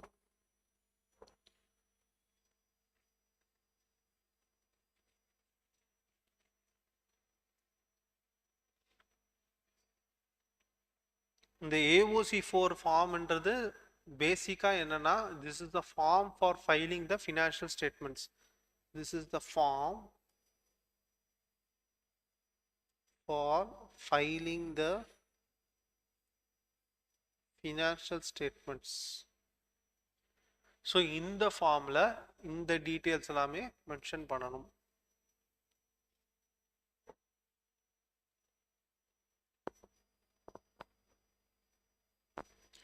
Then books of accounts for branch office. So where a company has a branch office in or outside India, it shall be deemed to have been complied if proper books of accounts are kept relating to the branch are kept in that office, and it must be proper summarized returns are sent on periodical basis by branch office to the company. So basically first வந்து அந்த பிரான்ச்சோட expense income டீட்டெயில்ஸை வந்து அந்த branch ஆஃபீஸே maintain பண்ணுது books of accounts. Second வந்து அது head ஆஃபீஸுக்கும் transfer பண்ற மாதிரி இருக்கணும்.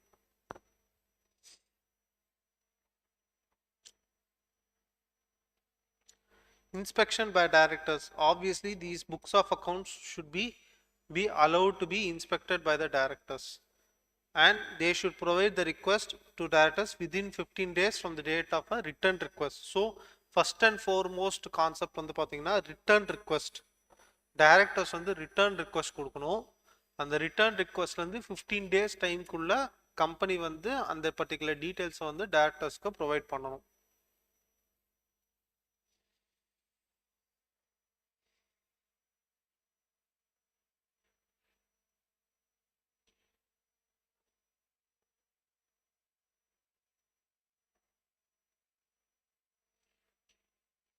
preservation வந்து minimum 8 years.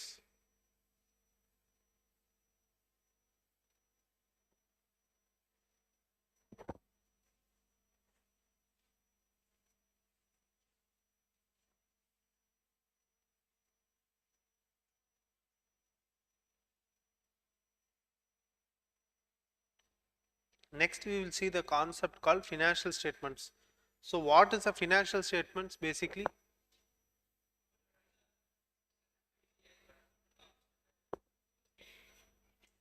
what comprises financial statements?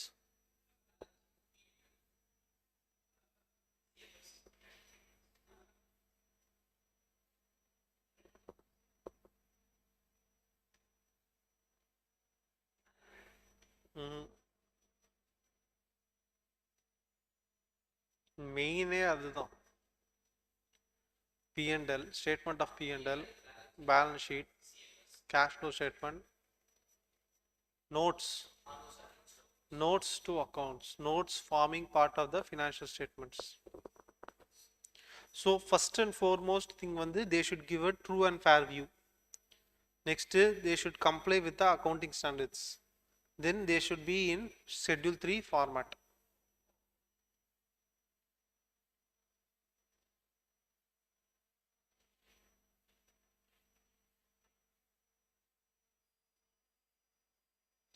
So first schedule 3 பொறுத்த வரைக்கும் பார்த்தீங்கன்னா it is to be complied. Schedule 3 has following two divisions. First வந்து division 1 relates to financial statements whose financial statements are for a company whose financial statements are required to be with accounting standards. So first and foremost வந்து accounting standards comply பண்ற financial statements. Point number 1. Point number 2 வந்து Indian accounting standards.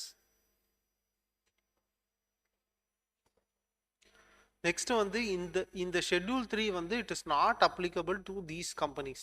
So schedule 3 not applicable to these companies: insurance company, banking company, electricity company, and such other class of companies which has been specified specifically. For example, companies like, for example, let us take special provisions இருக்கிற companies.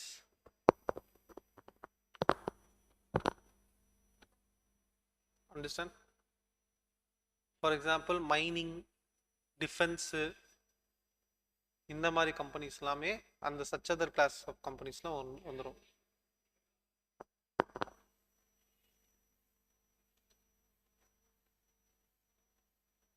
Next சில இந்த point என்ன சொல்றாங்கன்னா IRDA act படி, what is IRDA act? Regulatory, correct. So இந்த IRDA வந்து எந்தெந்த கம்பெனிஸ்க்கு அப்ளிகபிள்னா இன்சூரன்ஸ் கம்பெனிஸ்க்கு. ஸோ ஃபார் எக்ஸாம்பிள் நம்ம என்ன சொல்றோம், எல்லா கம்பெனிஸுமே ட்ரூ அண்ட் ஃபேர் வியூ கொடுக்கணும். Every companies financial statements must give a true and fair view. Suppose சில ஆக்ட்னால சில மேட்டர்ஸ் டிஸ்க்ளோஸ் பண்றதுக்கு தேவையில்லைன்னு வச்சுக்கோங்க ஃபினான்ஷியல்ஸ்ல. ஸோ ஜென்ரலா என்ன rule, every company financial statements must give a true and fair view. அப்போனா எல்லா மேட்டர்ஸுமே must be disclosed in the financials, then only it will give a true and fair view. But certain act like IRDA, இந்த மாதிரி certain act வந்து it will not give, it is not necessary to disclose certain matters because of certain act. அப்படி இருக்கும்போது அந்த ஆக்ட்னால matters disclose பண்ணாததுனால is it going to affect true and fair view? No. Okay, just because certain act exempts certain matters to be disclosed in the board's report, that doesn't mean that the financial statements does not give a true and fair view. Read this third point.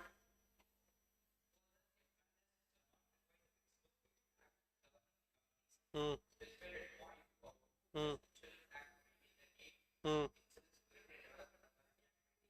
mm, mm, mm. The non-disclosure of such matters shall not be considered. Mm, mm. புரிஞ்சுதா? அது பண்றது அது காட்டாதனாலே இது not true and fair வியூவா சொல்ல முடியாது. It is true and fair view தான்.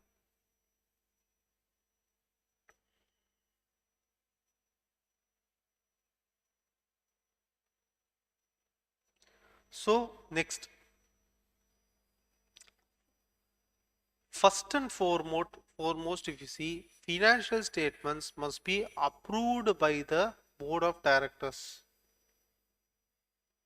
Approved by the board of directors, and after that it must be adopted by the shareholders in the annual general meeting. Note this down.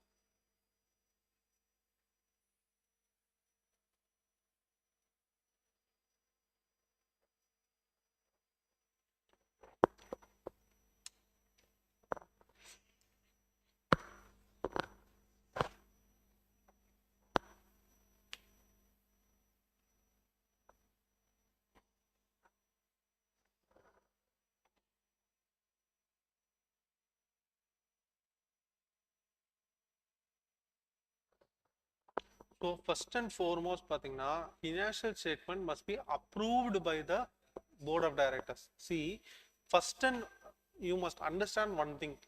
Financial statement is not approved by the shareholders. It is approved by the board of directors, adopted by the shareholders. நீங்க கொடுத்த நீங்க approve பண்ண ஃபினான்ஷியல்ஸை நாங்க வாங்கி adapt பண்ணி okay அப்படின்னு சொல்றோமே தவிர ஷேர் ஹோல்டர்ஸ் அதை அப்ரூவ் பண்ணல. ஓகே, தட் இஸ்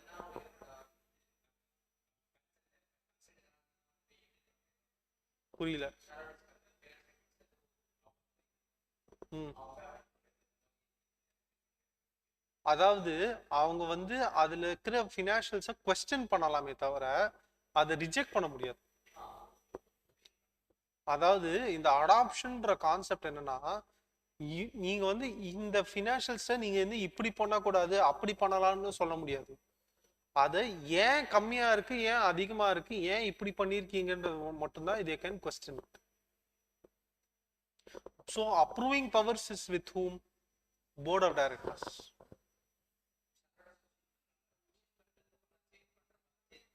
பண்ண முடியாது. எப்போ சேஞ்ச் பண்ணனா அவங்க ட்ரிபுனலுக்கு போய் அப்போதான் சேஞ்ச் பண்ண முடியும். The shareholders must go to the court or tribunal or NCLT file an application for may change the financials, then company will change it. So at every general meeting, the board of directors of the company shall lay before the financial statements for the financial year. Next, in the consolidated financial statements என்றது என்னது? What is this consolidated financial statements? So exactly. So பேசிக்காக என்னன்னா, ஒரு கம்பெனிக்கு ஒரு subsidiary company இருக்குன்னு வச்சுக்கோங்க. B வந்து சப்சிடரி கம்பெனி, ஏ வந்து holding company. Okay, so A B subsidiary இருந்துச்சுன்னா A must prepare a CFS. So A company which is the holding company must take the financials of the subsidiary company and merge with it. Understand? இது holding சப்சிடரியும் கிடையாது. Associate கம்பெனிஸ்க்கும் இது applicable ஆகும், joint venture கம்பெனிஸ்க்கும் இது applicable ஆகும். Okay, வேற company has one or more subsidiaries or associate companies it shall, in addition to the financial statements provided under subsection 2, in addition, in addition na ரெண்டு financial statements prepare பண்ணுவாங்க. Okay, so correct. So company A has subsidiary 1, company B associate 1, company C. Okay, அப்போ என்ன பண்ணுவாங்கன்னா company A வந்து தனியா ஒரு prepare பண்ணுவாங்க ஒரு financial, that is called stand alone financial statements. இது வந்து FS of company A alone.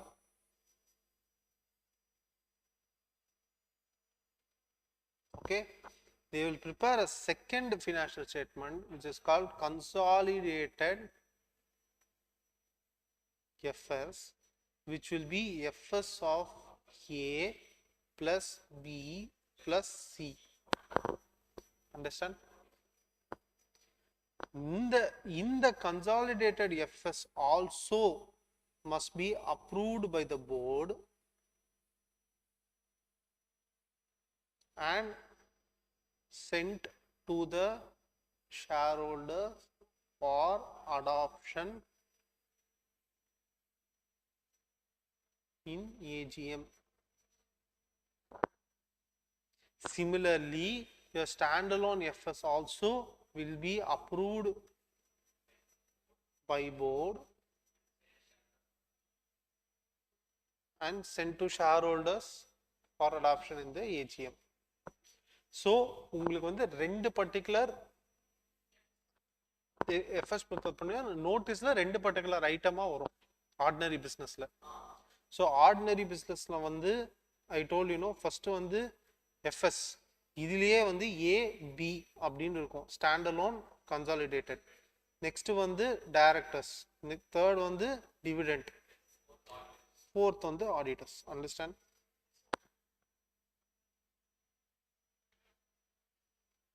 Prepare, so in addition to that they will prepare a consolidated financial statements of all the subsidiaries, associate and joint ventures in the same form and manner as its own and in accordance with the applicable accounting standards. Next one, which shall also be laid before the annual general meeting of the company along with the laying of its financial statements under subsection 2. Salient features of the financial statement of subsidiaries, associates and joint ventures. So in the salient features ன்றது என்னன்னா பேசிக்கா ஒரு overview மாதிரி. The salient features is nothing but like a overview. Understand? It's an overview of the இப்போ profit எவ்வளோ, revenue எவ்வளோ, expense எவ்வளோ, PBT எவ்வளோ, டாக்ஸ் எவ்வளோ, பிஏடி எவ்வளோ. ஸோ இது வந்து பேசிக்காக ஒரு ஓவர்வியூ. ஸோ இந்த ஓவர்வியூ வந்து ஏஓசி 1ல வந்து needs to be mention in E form AOC 1. So manner of consolidation schedule 3 as per schedule 3 format.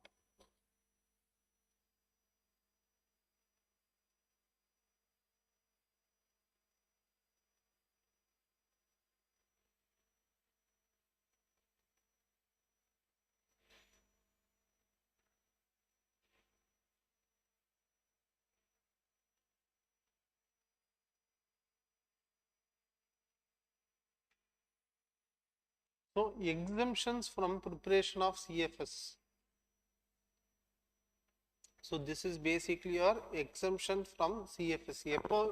When a company is not required,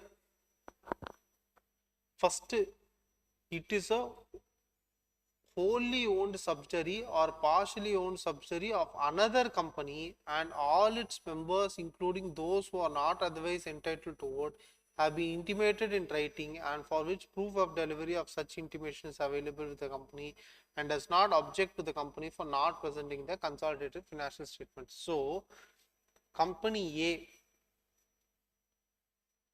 so exemptions from CFS.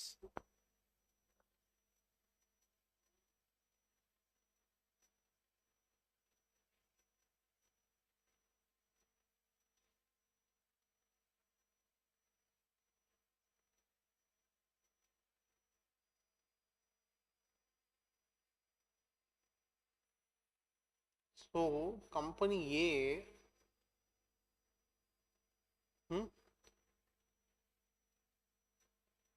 is a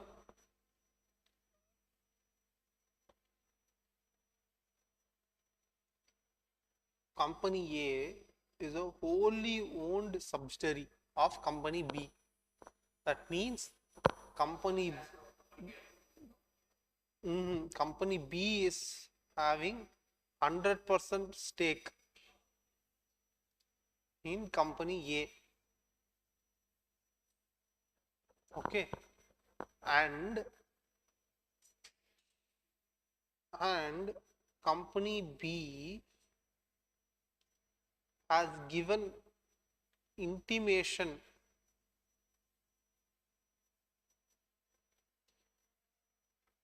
to company A for not preparing the CFS and has sent a notice for the same. Then company B need not prepare CFS. Understand?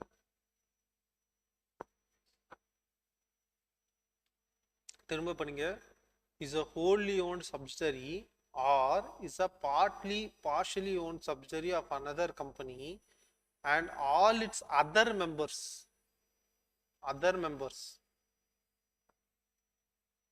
including those not otherwise entitled to vote have been intimated in writing and for which proof of delivery of such intimation is available and they do not object to the company for not presenting the consolidated financial statements. Clear? So wholly owned subsidiary na fullave exempted. Partly owned subsidiary na partly owned na 50% owned. 100% க்கு பதிலா 50% இருக்குன்னு வெச்சுக்கோங்க. So balance 50% shareholders இருக்காங்க இல்லையா? So balance 50% shareholders க்கு intimation கொடுத்து and those 50% shareholders give NOC for not preparing the CFS. Understand?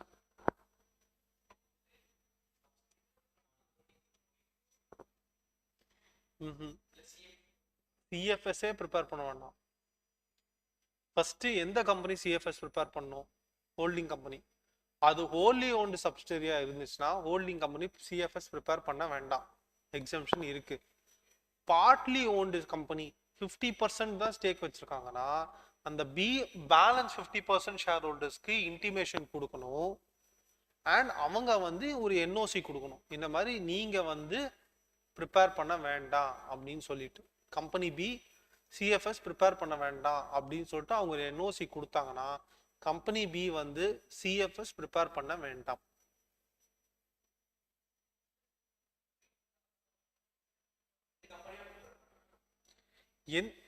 Subsidiary எப்பவுமே prepare பண்ண வேண்டாம். CFS எப்பவுமே ஹோல்டிங் கம்பெனி தான் ப்ரிப்பேர் பண்ணி ஆகணும். ஃபுல் ஹோல்டிங்கா வந்து இன்டிமேஷனே கொடுக்க தேவையில்ல. ஏன்னா அவன் தானே ஒன்லி ஷேர் ஹோல்டர்.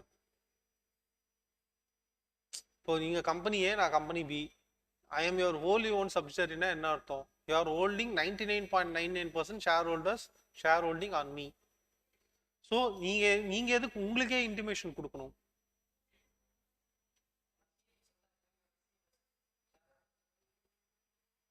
யாரோட ஷேர் ஹோல்டர்ஸ் பண்ணுவீங்க?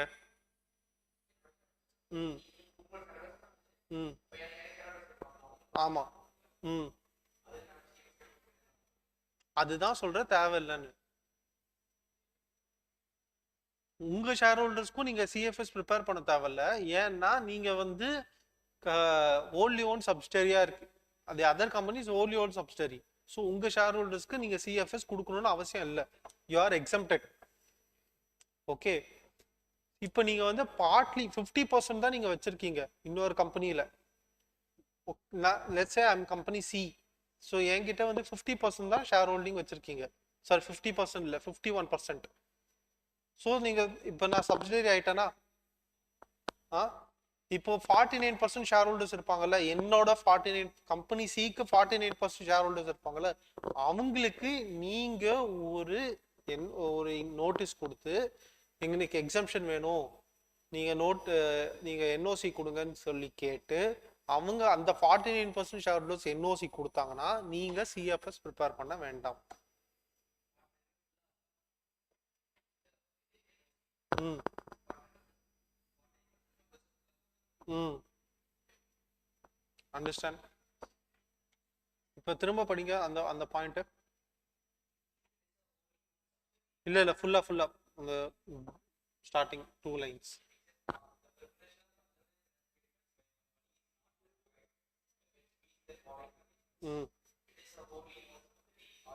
It is a wholly owned subsidiary. ஓகேவா? ம் ம் ம் ம் ம் ம் ம் அண்டர்ஸ்டாண்ட். ம் it is a company who secure. ம்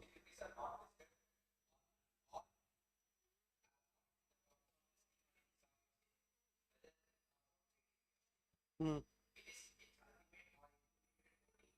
ம்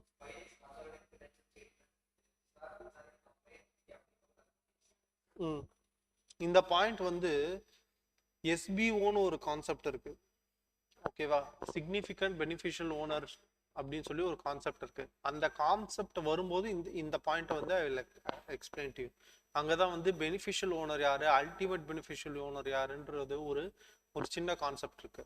அதை பார்த்துட்டு if we read this you will understand this better. ம்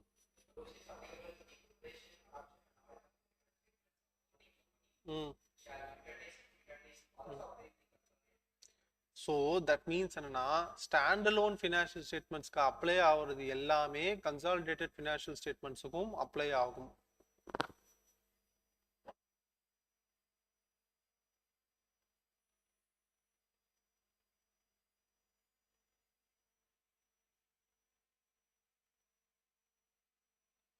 Next, we will see something called periodical financial results, section 129A. So, seller class of companies may require such class of unlisted companies as may be prescribed to prepare the financial statements on periodical basis in such form as may be prescribed to obtain the approval of the board of directors and complete audit or limited review for such periodical financials. அதாவது you should understand one thing, when a company finishes the full financials, okay, then it is subject to full audit. Periodical financial results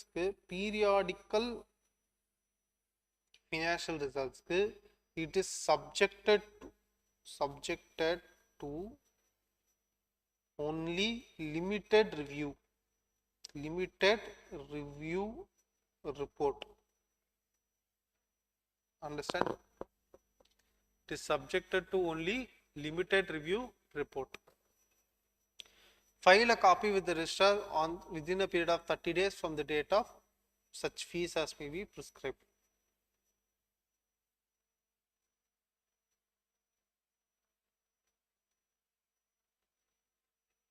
So, reopening of the accounts on courts or tribunals order. So, here we saw something called ஒரு கம்பெனியோட financials வந்து எப்போ வந்து it is ரீஓப்பன்ட் R நம்ம prepare பண்ண ஃபினான்ஷியல்ஸை எப்போ ரீகால்குலேட் பண்ணுறோம். an application to be made by central government, SEBI or any other concerned person or income tax authorities or any statutory regulatory body. So application போடுறவங்க யாரு? First central government, next SEBI, third வந்து any other concerned பர்சன்னா it can be share holder, fourth வந்து income tax authorities, fifth வந்து statutory regulatory body like for example your RBI, IRDA, இவங்கெல்லாம் வந்து statutory regulatory பாடி.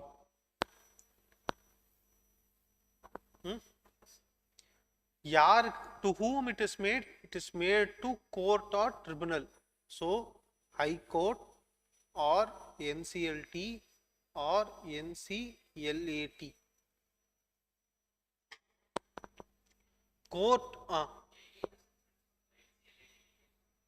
ಎಲ್ಲ company law tribunal, company national company law appellate tribunal, appellate. அதாவது என்சிஎல்டிக்கு next higher authority வந்து NCLAT, என்சிஎல்ஏடிக்கு higher authority வந்து high court, ஹைகோர்ட்டுக்கு அடுத்தது supreme court. So court R tribunal passes an order to the effect that earlier accounts prepared by in fraudulent manner or affairs of the company were mismanaged related to accounts. So இவங்க 4 பேரும் first கோர்ட்டுக்கு issue பண்ண, கோர்ட்டுக்கு application போடுறாங்க. Court வந்து என்ன பண்றாங்கன்னா they are giving 2 effect. One வந்து அர்லியர் அக்கௌண்ட்ஸ் வந்து ஃப்ராடுலண்ட் மேனர்ல ப்ரிப்பேர் ஆயிருக்குன்னு சொல்லிட்டு, ரெண்டாவது affairs of the company is were mismanaged relating to the accounts. Notice to be served to the applicants. So first வந்து பாத்தீங்கன்னா company and every directors. Applicants here means company and every directors. Take represent. So first notice will be served. Next take representation into consideration. So அவங்க என்ன பண்ணுவாங்க, அவங்க சைடுல இருந்து representation போவாங்க. Third, pass order to receive or recast the accounts. The revised account shall be final.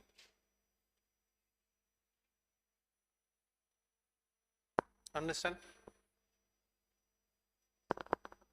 இப்போ எந்த வருஷம் ஃபினான்ஷியல்ஸை நம்ம எடுக்கலாம்னா 8 years வரைக்கும் you can go back.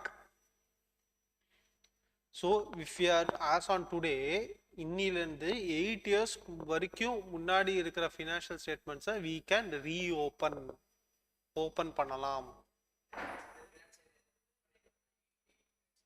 up to 8 financial years வரைக்கும் நீங்க ரீஓப்பன் பண்ணலாம். அதுக்கு முன்னாடி you cannot reopen. So time limit for reopening, maximum period of 8 financial years immediately preceding the current financial year, except where direction from central government is given to that effect. Any doubts?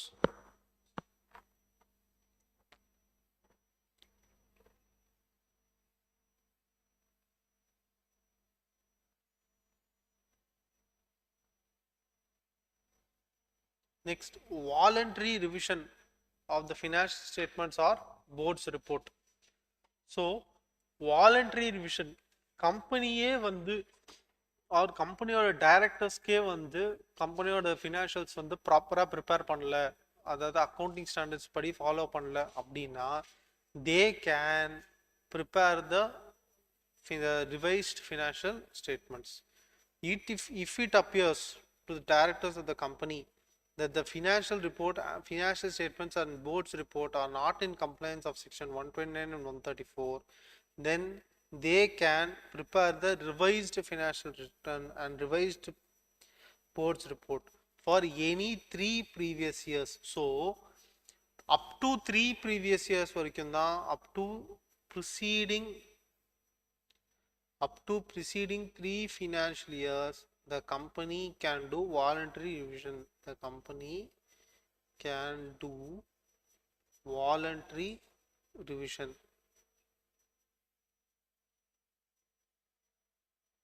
Understand?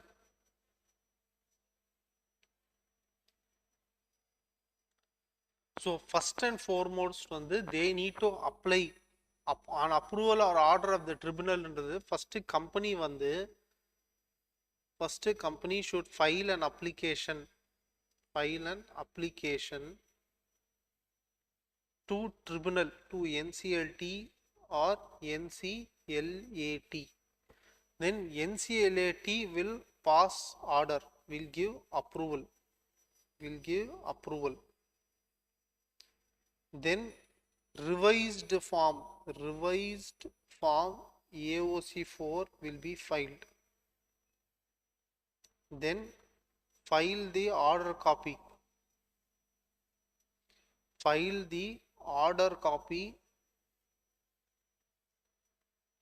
of the tribunal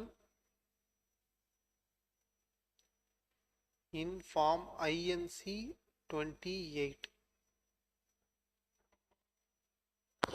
Understand?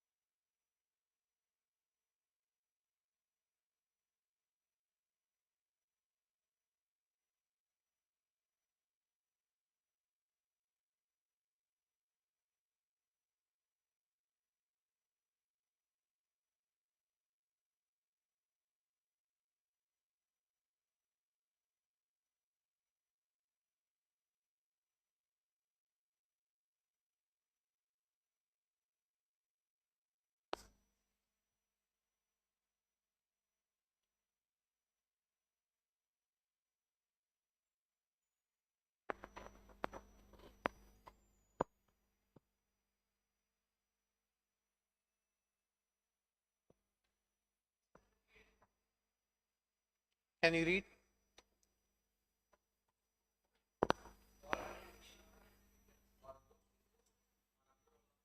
Mm.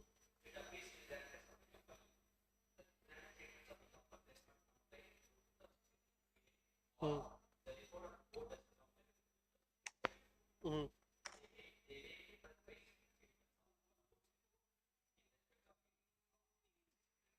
Mm.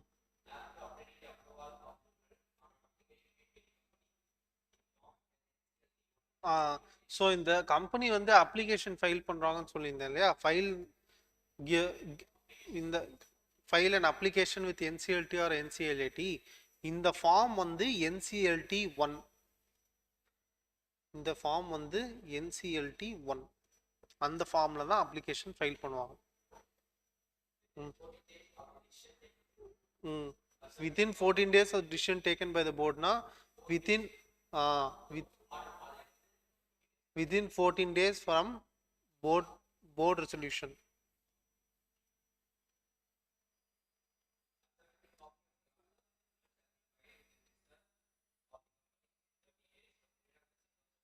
Which is INC 28.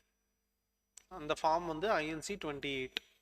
On the order copy file பண்ற form வந்து INC 28.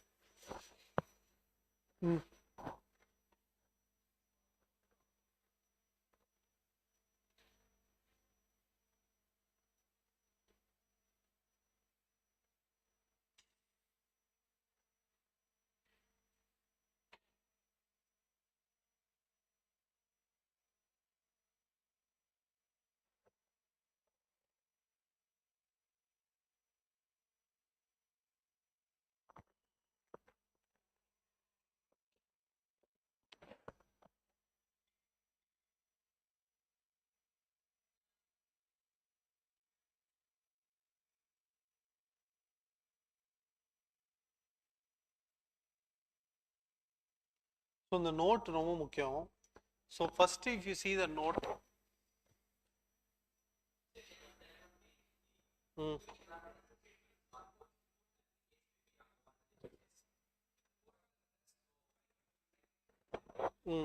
so voluntary பேசிஸில் பண்ண on that basis. So first வந்து என்னன்னா, it shall not be prepared or filed more than once in a financial year. So ஒரு வருஷத்துக்கு ஒரு revision தான் allowed. Only one revision is allowed in one financial year. So first வந்து பாத்தீங்கன்னா the application வந்து it should contain the so and so. first வந்து contents of the இதெல்லாம் வந்து contents of NCLT 1. what is NCLT 1?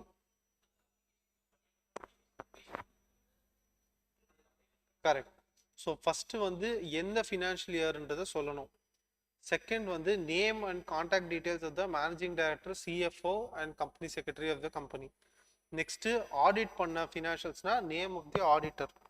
Next fourth வந்து board resolution. So நான் சொல்லியிருந்தேன் இல்லையா 14 days of board resolution. So அந்த போர்டு ரெசல்யூஷன். நெக்ஸ்ட்டு வந்து என்ன ரீசன் ஃபார் ரிவிஷன்.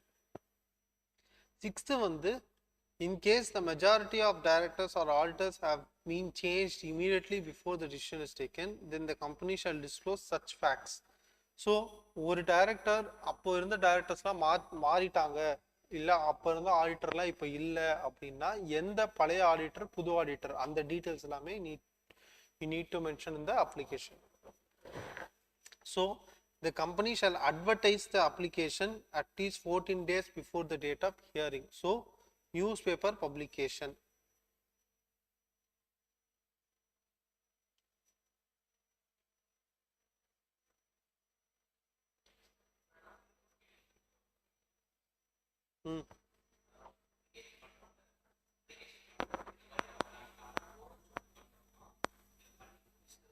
பண்ண போறோம்ன்றது சொல்லி தான் நம்ம நியூஸ் பேப்பர் பண்ணோம் எல்லாத்துக்கும். Yes correct.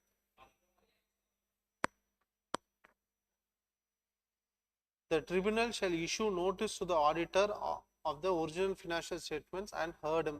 So ஆடிட்டரை கூப்பிட்டு ஏன் எதனால நீங்க வந்து இந்த ஃபினான்ஷியல்ஸ் ரிவைஸ் ஆகுது, ஒரிஜினலுக்கும் இப்போக்கும் என்ன மாத்துறீங்கன்ற அந்த டீட்டெயில்ஸ் எல்லாமே you need to mention. Next, the tribunal may pass appropriate order after considering the application and hearing from the auditor or any other person.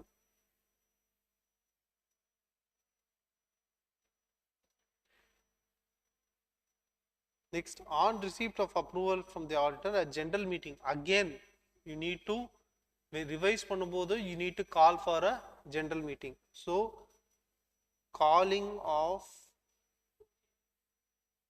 EGM for approving, sorry, for இந்த இடத்துல தான் நீங்க கொஞ்சம் கேர்ஃபுல்லா இருக்கணும். For adopting the revised FS. So adopting ஆமா ஆமா நீங்க ஃபர்ஸ்ட் நீங்க இந்த இடத்துல நீங்க கிளியரா அண்டர்ஸ்டாண்ட் பண்ணிக்கணும். ஏன் இந்த ஜெனரல் மீட்டிங்ன்றத பிளாக்ல போட்டிருக்காங்கன்னா, ஃபர்ஸ்ட் டைம் ஃபைல் பண்றாங்கல்ல, ஃபர்ஸ்ட் டைம் அடாப்ட் பண்றாங்கல்ல ஃபினான்ஷியல்ஸ், அது ஏஜிஎம்ல தான் இருக்கணும். ரிவைஸ்டு ஃபினான்ஷியல் ஸ்டேட்மெண்ட்ஸ் தான் இஜிஎம்ல இருக்கணும். அண்டர்ஸ்டாண்ட்? அதனால தான் இங்க ஜெனரல் மீட்டிங்ன்றத எதுக்கு போட்டிருக்காங்கன்னா, this records EGM. So you call for an EGM for adopting the revised FS. Original FS க்கு you will call for yes.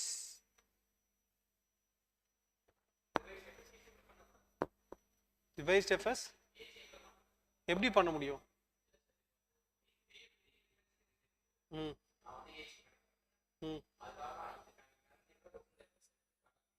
ஆமா முடிஞ்சிச்சா?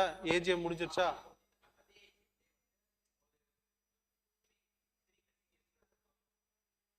ஆமா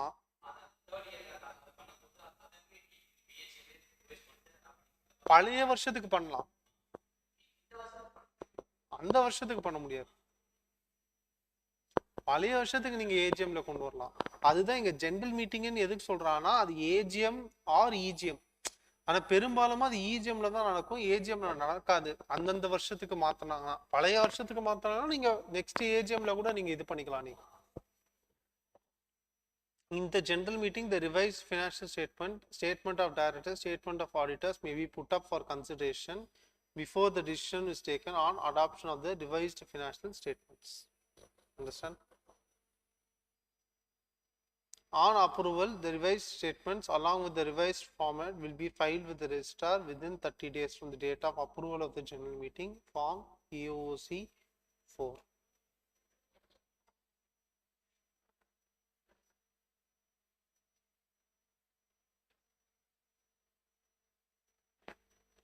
Scope for revision.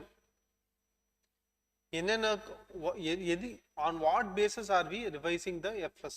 So first one, the correction in respect of the previous financial statement that does not comply with section 129. Then correction in respect of the previous board's report that does not comply with 134. Making any necessary consequential alteration. Understand?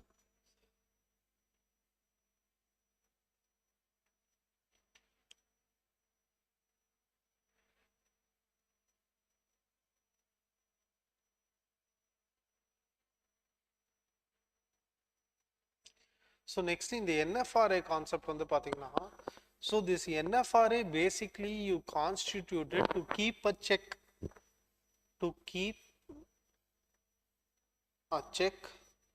on the statutory auditors.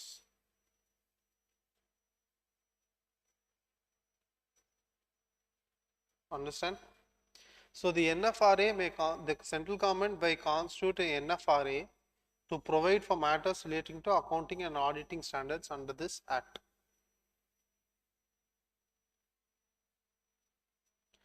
So the functions of the NFRA என்றது, so அந்த இது தேவையில்ல, அந்த box you don't need to, it's not required for exam. So functions of NFRA என்றது basically it's to protect the public interest of the investors, creditors and others associated, high quality standards of accounting, auditing, oversight of accounting functions. These are the functions of NFRA. எது எதுனால protect the public interest. mm. Mm. Mm.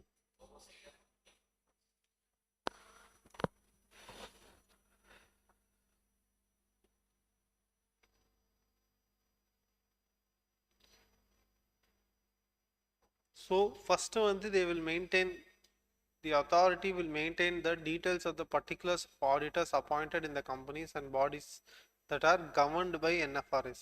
So certain companies are governed by NFRS. அந்த companies வந்து appoint பண்ற auditors will also be maintained by NFRA. Next, recommend accounting standards and auditing standards for approval by the central government. Third, monitor and enforce compliance with accounting standards and auditing standards.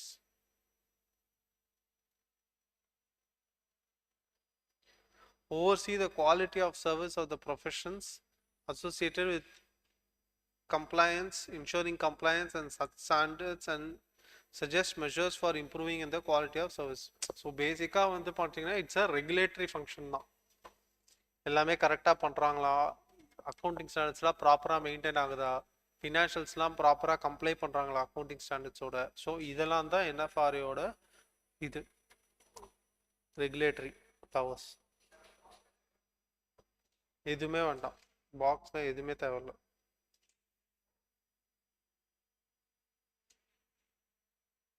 Then promote awareness.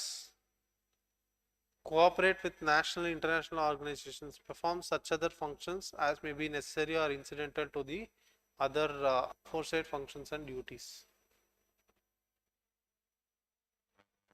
So can you read this composition of NFRA? So chairperson it can be man or woman. Okay.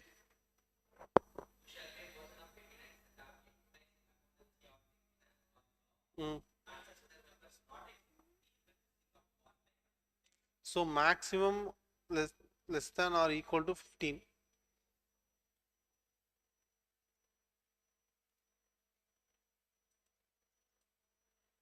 Hmm.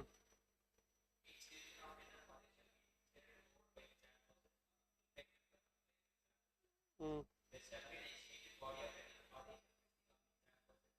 Hmm. Hmm. 15 ஒரு chairperson member 15 பேர். So one chairperson less than or equal to 15 members. So totally 16. Understand? Hmm.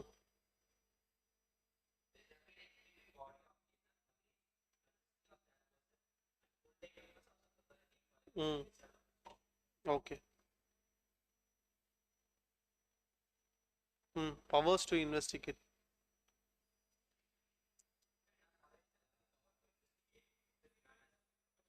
Hmm. Hmm. Hmm.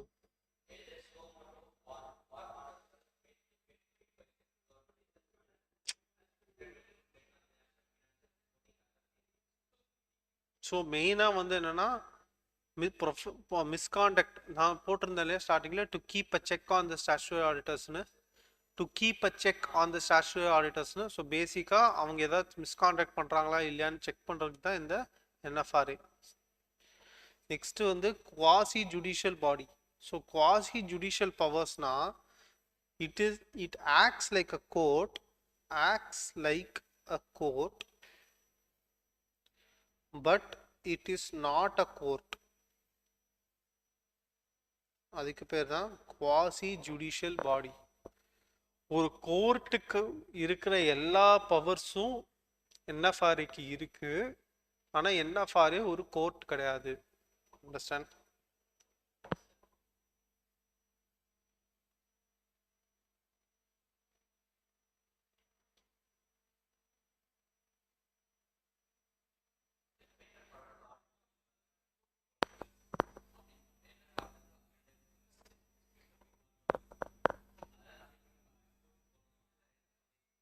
போகலாம், court போகலாம். ம், court போகலாம். ம், read. ம். ம். ம்.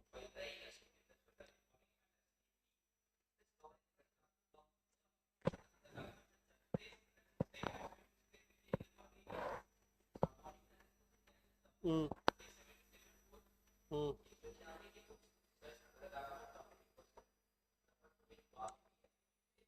ம்.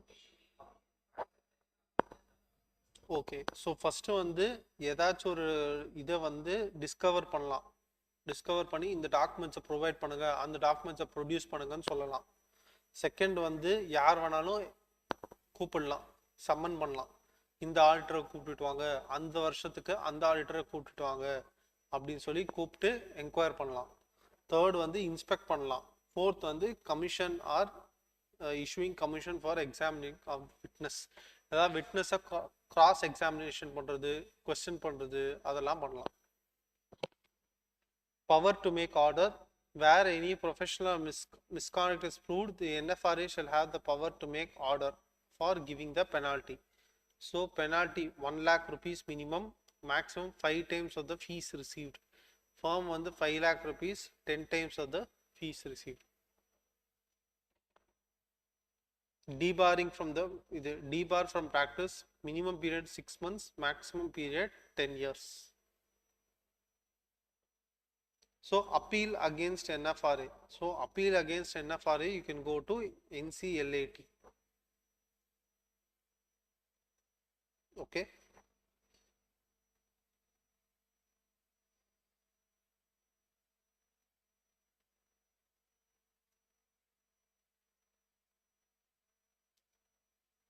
Next, we'll go to section 134, which is the most important part. Financial statement boards report section 134 maximum உங்களுக்கு இந்த ஏரியாலேருந்து எக்ஸாமில் டெஸ்ட் பண்ணலாம்.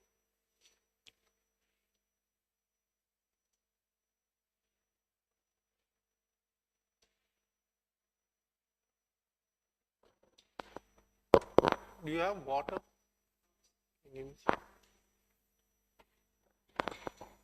Thanks. Wait, 1 minute.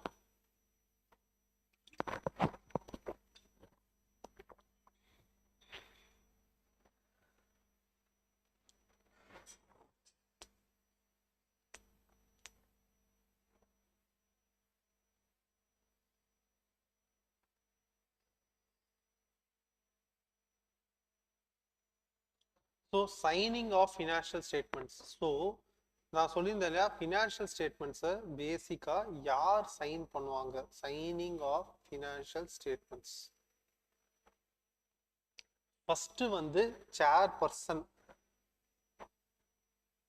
கம்பெனிக்கு சேர்மன் யாராச்சும் இருந்தாங்கன்னா, if company has chairman, if company has chairman, then compulsory chairman should sign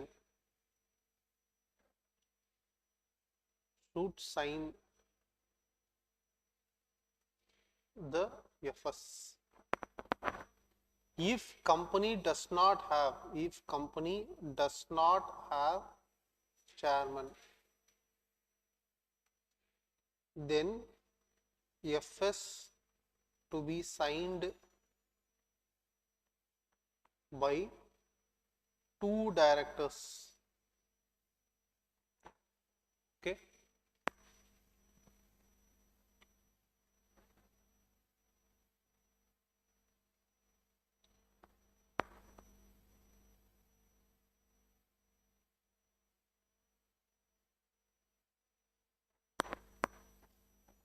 Next, compulsory CEO must sign. Then compulsory CFO must sign. Then compulsory company secretary must sign. So first category வந்து directors category. Directors categoryல chairman இருந்தா compulsory chairman, chairman இல்லைனா compulsory 2 directors. Second வந்து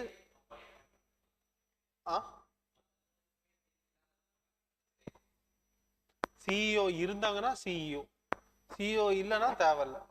CFO இருந்தாங்கன்னா CFO, இல்லைன்னா தேவையில்லை. Company secretary இருந்தால் company secretary, இல்லைன்னா தேவை.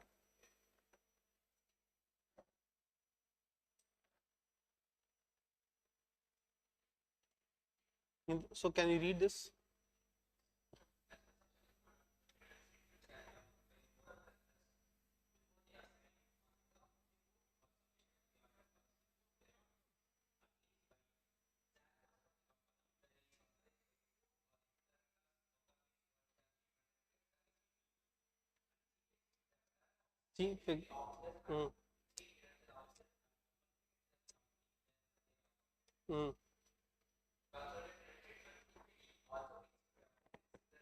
So இந்த signing வந்து is applicable for both standalone and consolidated.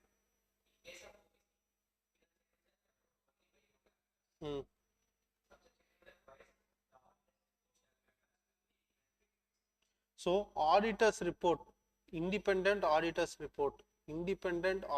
report must be annexed to FS.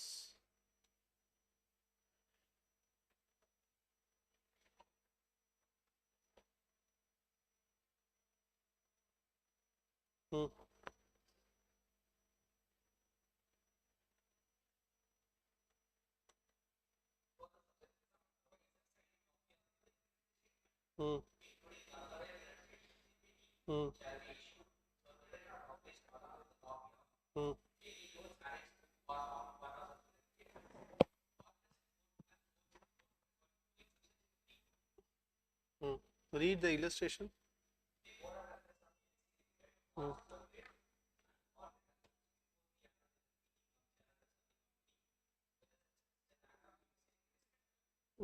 Unaudited accounts, can they do it? No, they cannot. Read.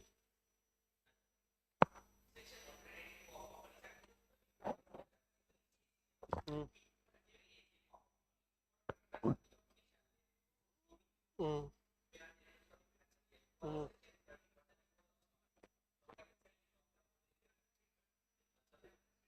mm, mm, mm. Unaudited accounts.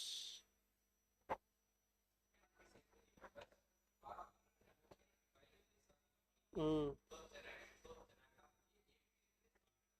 clear? ஆமாம், first prepare பண்ணணும், அப்புறம் audit பண்ணணும், அப்புறம் approve பண்ணணும், அதுக்கப்புறமா adopt பண்ணணும்.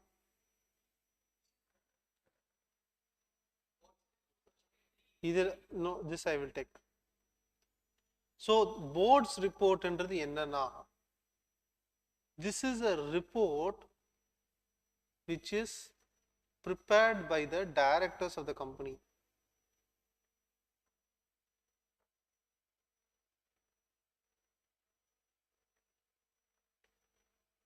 Okay, and it is annexed as part of FS.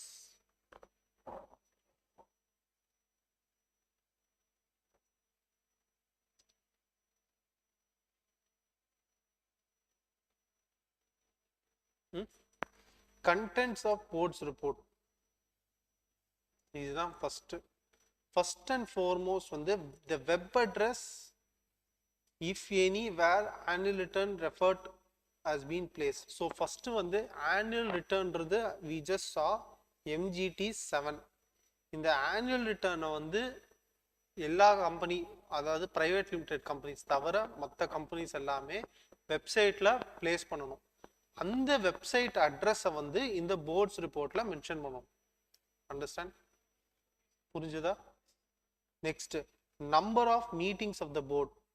எவ்வளோ board meetings ஒரு அந்த ஃபினான்ஷியல் இயருக்கு எவ்வளோ போர்ட் மீட்டிங்ஸ் கண்டக்ட் பண்ணியிருக்காங்க அப்படின்ற அந்த நம்பர் 5, 4, 3 அந்த மாதிரி. நெக்ஸ்ட் வந்து டைரக்டர்ஸ் ரெஸ்பான்சிபிலிட்டி ஸ்டேட்மெண்ட். ஸோ இந்த டைரக்டர்ஸ் ரெஸ்பான்சிபிலிட்டி ஸ்டேட்மெண்ட்றது ஒரு 5 பேராகிராஃப் இருக்கும், 5 பாயிண்ட்ஸ், 5 பாயிண்ட்ஸ் இருக்கும்.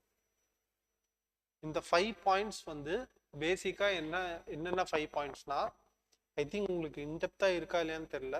ஸோ பேசிக்காக டைரக்டர்ஸ் ரெஸ்பான்சிபிலிட்டி ஸ்டேட்மெண்ட்டில் 5 பாயிண்ட்ஸ் என்னென்ன வரும்னா, கம்பெனி வந்து ப்ராப்பராக அக்கௌண்டிங் ஸ்டாண்டர்ட்ஸ் ப்ராப்பராக மெயின்டைன் பண்ணியிருக்கு, ஃபிக்ஸட் அசெட்ஸ் ப்ராப்பராக ரெக்கார்ட் பண்ணியிருக்கு, இருக்கா?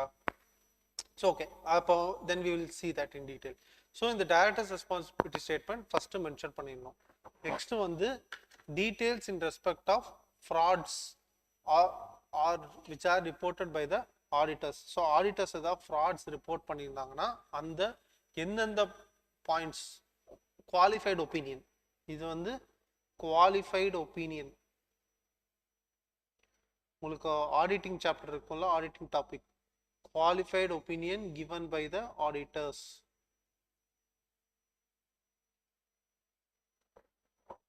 Next, a statement of declaration given by the independent director. So every independent director must give a statement of declaration. Understand that they are independent from the other directors. So that declaration. Second one, the policies. So nomination remuneration committee, stakeholder relationship committee. So basically இது வந்து we will see in the auditors chapter நினைக்கிறேன். ஓகேவா?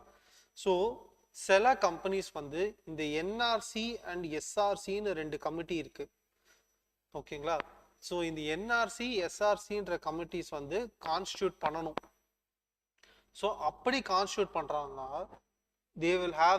they should prepare a policy on the director's appointment and remuneration, including criteria for determining qualification, positive attributes and independence. So in the policy வந்து must be stated in the board's report.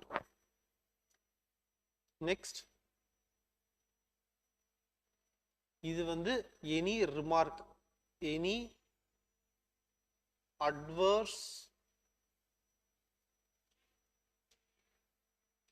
R disclaimer remark.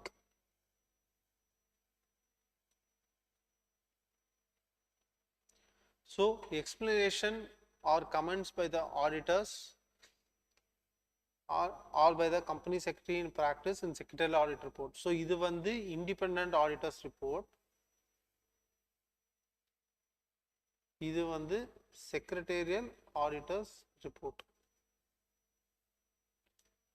Next வந்து particulars of loans, guarantees or investments. Company ஏதாச்சும் வேற கம்பெனிக்கு loans கொடுத்திருந்தாலோ இல்ல guarantee கொடுத்திருந்தாலோ இல்ல ஒரு company இன்னொரு கம்பெனில இன்வெஸ்ட்மெண்ட்ஸ் பண்ணியிருந்தாலோ அந்த டீடைல்ஸ். நெக்ஸ்ட் வந்து ரிலேட்டட் பார்ட்டி டிரான்சாக்ஷன்ஸ். ஒரு கம்பெனி இன்னொரு கம்பெனி ரிலேட்டட் பார்ட்டிஸா இருந்தாங்கன்னா அந்த அவங்களுக்குள்ள நடக்கிற டிரான்சாக்ஷன்ஸை வந்து you need to mention here also in AOC 2. Understand? Then state of the company's affairs, company lossல போகுதா ப்ராஃபிட்ல போகுதா அந்த டீடைல்ஸ். நெக்ஸ்ட் வந்து ரிசர்வ்ஸ்க்கு any amount transfer to reserves. Next, payment of dividend payment.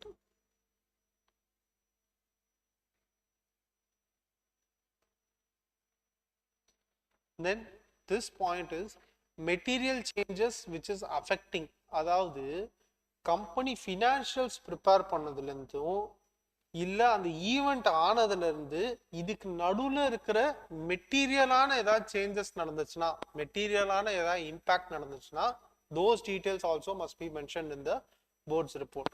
Material changes and commitments if it is affecting the financial position of the company which has occurred between the end of the financial year and the date in which preparing the board's report. அதாவது இந்த board's report எப்போ prepare பண்ணுவாங்கன்னா board மீட்டிங்ல prepare பண்ணுவாங்க. C இப்படி இருக்கும், ஓகேவா? Financial year 24-25 is 1st April 24 to 31st March 25, கரெக்டா? ஸோ இந்த தேதிக்கு அப்புறம் 31st March 25க்கு அப்புறம் என்ன ஆகும்னா ஏப்ரல் 2026லேருந்து ஏப்ரல் 2025 ஏப்ரல் 2025லேருந்து கம்பெனி வந்து லெட்ஸ் சே ஜூலை 2025 வந்து எஃப்எஸ்ஸை வந்து அப்ரூவ் பண்ணுறாங்க board meeting. Okay, FS approve பண்ணுறாங்க, போர்ட்ஸ் ரிப்போர்ட்டையும் அப்ரூவ் பண்ணுறாங்க.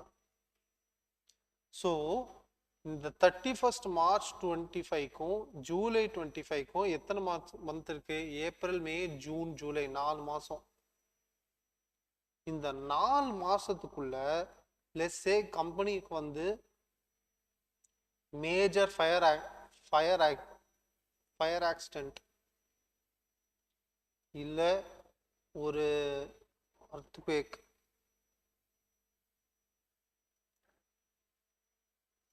இந்த மாதிரி ஏதாவது ஒரு மேஜர் இன்சிடென்ட் வந்து கம்பெனியோட ஃபினான்ஷியல் பொசிஷனை அஃபெக்ட் பண்ணுச்சுன்னா, ஃபினான்ஷியல் பொசிஷனை அஃபெக்ட் பண்ணுச்சுன்னா இந்த டிஸ்க்ளோஷரை இந்த போர்ட்ஸ் ரிப்போர்ட்ல டிஸ்க்ளோஸ் பண்ணணும். அண்டர்ஸ்டாண்ட்? ஆமா, அந்த சேஞ்சஸையும் அந்த இம்பேக்டும் என்ன பர்டிகுலர் ஈவெண்ட் நடந்துச்சுன்றத நீங்க போர்ட்ஸ் ரிப்போர்ட்ல மென்ஷன் பண்ணணும். அண்டர்ஸ்டாண்ட்? ஆமா, அண்டர்ஸ்டாண்ட்? இதுதான் மெட்டீரியல் சேஞ்சஸ். திரும்ப படிங்க. Material changes affecting the financial position which has occurred between the end of the financial year up to which the financial statements relate and the date of the report. So date of the report என்ன? So என்னைக்கு date report ஓட date என்ன? Report ஓட date வந்து let's say 10th July 2025. Understand? So on the 10th July 2025 ல இருக்கிற boards reportல இத வந்து இந்த material changes disclose பண்ணணும். புரிஞ்சுதா? Then conservation of energy, technology absorption, foreign exchange earnings and outgo. Next, statement of risk management policy. So company oda risk management policy என்னன்றதை disclose பண்ணணும். Next, corporate social responsibility initiatives. So CSR payments disclose பண்ணணும். Next வந்து இதுதான் main board evaluation சொல்லுவாங்க. Board evaluation. So listed company. So board இவாலுவேஷன்ன்றது எதுக்கு அப்ளிகபிள்னா compulsory listed கம்பெனிஸ்க்கு applicable. Next unlisted companies having paid up capital more than 25 crores and இந்த unlisted company வந்து ஒரு பப்ளிக் கம்பெனியா தான் இருக்கணும். Understand? So every other public company having paid up capital of 25 crores or more up to the preceding financial year shall prepare a statement called formal annual evaluation statement for the performance of the board, committee and individual directors. Understand? ஒரு evaluation sheet வந்து எல்லா டைரக்டர்ஸ்க்கும் கொடுத்து அவங்க prepare பண்ணி அந்த evaluation நடந்திருக்குன்றத board's ரிப்போர்ட்ல it must be mention. Clear? Next such other matters. So இது எல்லாமே up to A to P.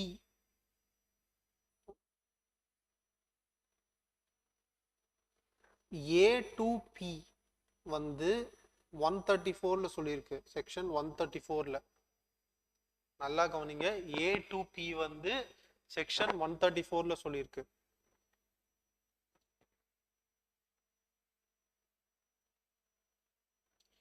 Q வந்து ரூல் 8ல சொல்லியிருக்கு. Rule 8 of companies accounts rules 2014. First, financial summary or highlights. Next, change in the nature of business. Company la business change nadandirukka. Third, details of the directors or KMP who are appointed or resigned. Next, independent directors. A statement regarding the opinion of the board with regard to independent expertise and experience of the independent directors appointed during the year. Next, the names of the companies which has becomes the joint subsidiaries, joint venture and associate companies. So அந்த வருஷத்துல எந்தெந்த company சப்சிடரியா ஆயிருக்கு, எந்தெந்த company சப்சிடரியா cheese ஆயிருக்கு, எந்தெந்த companies associate கம்பெனிஸா ஆகிருக்கு, எந்தெந்த companies associate கம்பெனிஸா cheese ஆயிருக்கு, எந்தெந்த கம்பெனிஸ் வந்து ஜாயிண்ட் வெஞ்சர் வந்திருக்கு, ஜாயிண்ட் வெஞ்சர் போயிருக்கு, இது எல்லா டீடைல்ஸுமே need to be mentioned in the board's report. Next, the details of the deposits which has been accepted, unpaid or unclaimed, and if there is any default in repayment and the number of cases of the default and the amount involved in the default. So company வந்து when we see deposits chapter you will realize that company வந்து basically can get money from the public. So acceptance of deposits from the public na company can get money from the public for running the business. Okay, that is not considered as a loan, that is considered as a deposit. Okay, which needs to be repaid back to the public. Okay, அது share கேபிட்டலாகவும் வராது, லோனாகவும் வராது, டெபாசிட்ஸாக வரும். அதை வந்து company வந்து repay பண்ணணும். அப்படி deposits வாங்கி ரீபே பண்ணாதது, ஸோ வாங்கினது எல்லாமே needs to be mention here. Then details of deposits which are not in compliance with the requirements of deposit. So சில deposits வந்து comply பண்ணாம அந்த பர்டிகுலர் ப்ரொவிஷன்ஸை கம்ப்ளை பண்ணாம வாங்கினாங்கன்னா அந்த டீட்டெயில்ஸும் மென்ஷன் பண்ணி ஆகணும். Next details of any significant material orders which is passed by the regulators. அதாவது நம்ம இதுக்கு முன்னாடி பார்த்தோம் இல்லையா, இப்போ ட்ரிபுனல் வந்து ரிவிஷன் பண்ண சொல்றாங்கன்னு வச்சுக்கோங்க, ஃபினான்ஷியல்ஸை ரிவிஷன் பண்ண சொல்றாங்க. So is it a significant order passed by the tribunal? Yes. So இதுக்கு இது ஒன்று. ரெண்டாவது வந்து ஏதாவது செக்ஷன் வயலேட் பண்ணிட்டாங்க, அதுக்கு வந்து ஏதாச்சும் பெனால்ட்டி ஆர்டர் போட்டாங்கன்னா, ஆர்ஓசியோ ஆர்டிஓ ஏதோ பெனால்ட்டி ஆர்டர் போட்டாங்கன்னா அதுவுமே போர்ட்ஸ் ரிப்போர்ட்ல மென்ஷன் பண்ணணும். Next adequacy of internal financial controls. Next maintenance of cost records. கம்பெனியோட costing, companies which are subject, இது வந்து எந்தெந்த கம்பெனிஸ்க்கு அப்ளிகபிள்னா companies which are subjected to cost audit. அவங்களுக்கு maintenance of cost records becomes compulsory.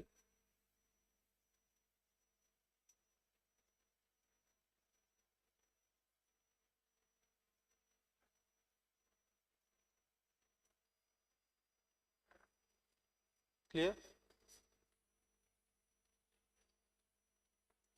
So அவங்களுக்கு maintenance of cost records compulsory. அந்த cost record டீட்டெயில்ஸை வந்து needs to be disclosed in the board's report. This to be disclosed in board's report.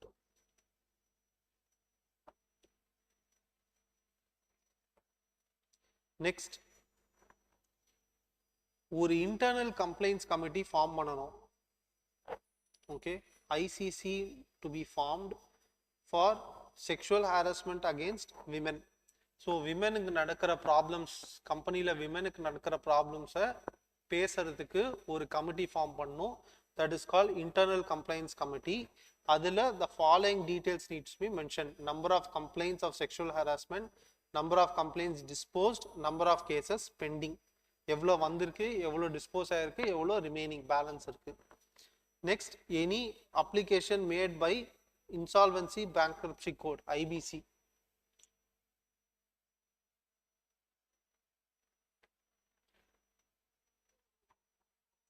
Next, the details of difference any valuation done for one-time settlement.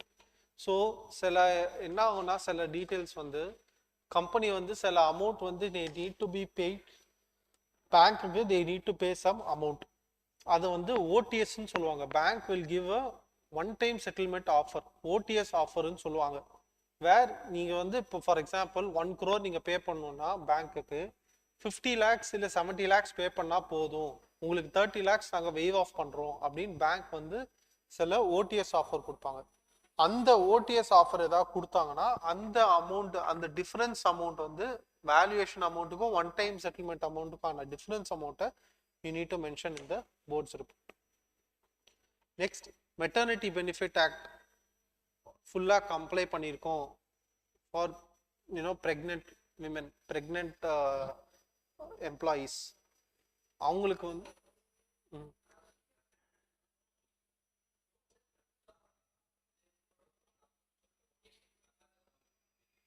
அந்த difference amount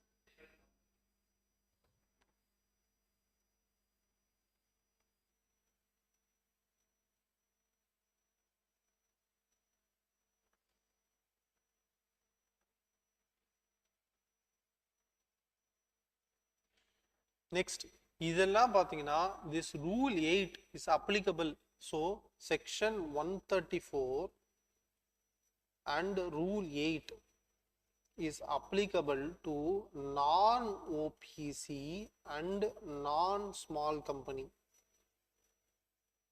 Okay, section 134 and rule 8A is applicable for OPC and small company. So இது என்ன rule 8A? இதுதான் rule 8A. abridged prospectus, abridged board's report for one time for one person company and small company. abridged na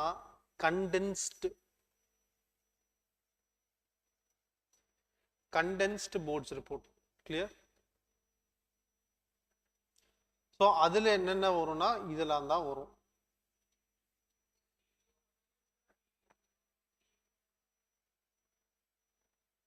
subsection 3A pa read with rule 8A. okay va?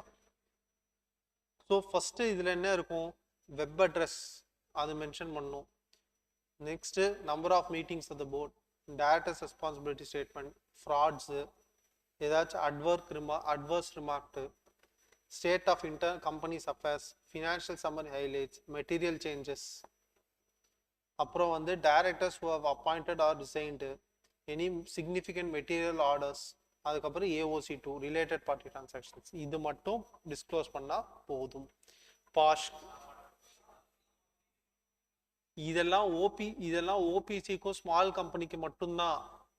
அது எல்லாமே வந்து நான் OBC and நான் small company. இங்க பாருங்க, see here section 134 and rule 8 fulla it is applicable for non OPC and non small company. section 134 and rule 8A is applicable for OPC and small company.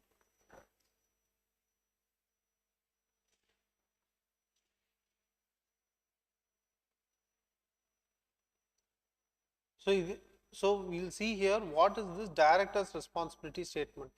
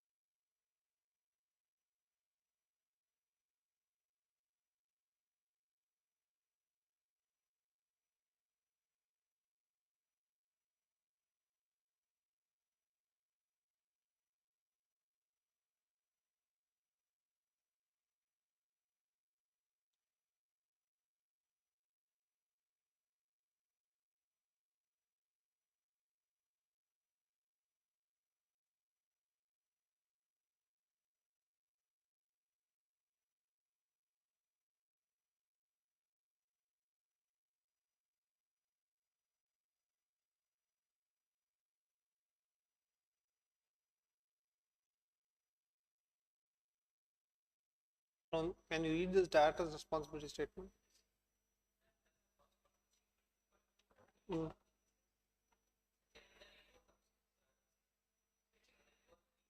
Mm.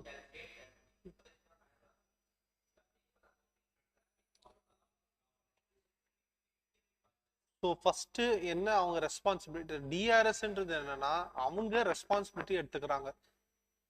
இது வந்து ஒரு statement where they are taking responsibility. எதுக்கும் அவங்க responsibility எடுத்துக்கிறாங்க. First point accounting standards follow ஆயிருக்குன்னு சொல்லி எடுத்துக்கிறாங்க. Next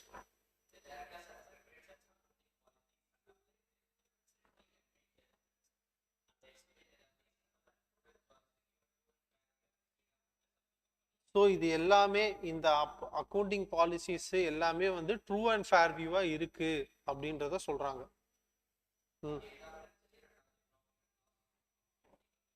mm, mm, mm, mm. So safeguarding the assets. Mm, mm, mm, mm,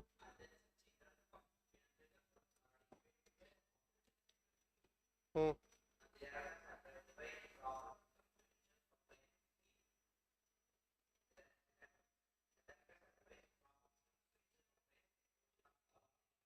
mm. So internal controlஸும் இருக்கு, ப்ராப்பர் சிஸ்டம்ஸும் ஃபார் கம்ப்ளைன்ஸ் கண்ட்ரோல்ஸும் இருக்கு. Next signing of the board's report.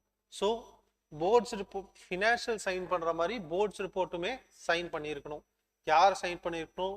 Chairperson and chairperson இல்லைன்னா at least 2 directors. அதில் one should be a managing director. ஓபிசியாக இருந்துச்சுன்னா வெறும் 1 டைரக்டர் தான். Understand? Next corporate social responsibility அப்படியே ஸ்கிப் பண்ணுங்க. Not taking in today's class. அது ரொம்ப பெரிய topic. we will take separately ஒரு full session we will take only on CSR. அப்படியே come down.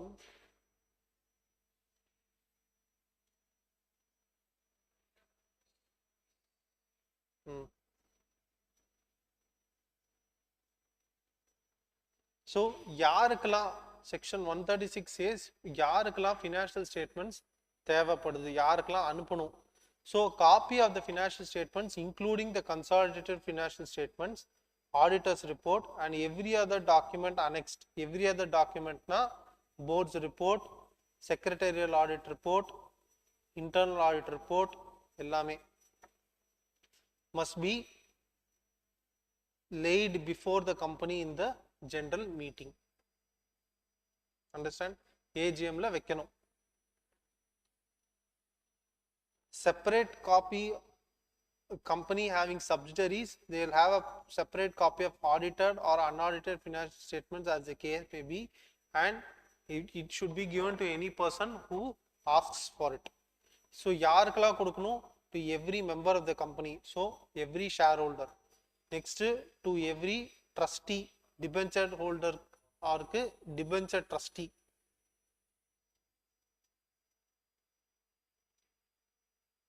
எப்போ? within 21 days before the date of the meeting. So நம்ம notice அனுப்புவோம் இல்லையா, அந்த நோட்டீஸோட இதெல்லாமே சேர்த்து we should send it as a annual report. AR annual report. So நோட்டீஸும் annual ரிப்போர்ட்டும் சேர்த்து we will send it. எப்போ? 21 days before the general meeting. 21 clear days. 21 clear days.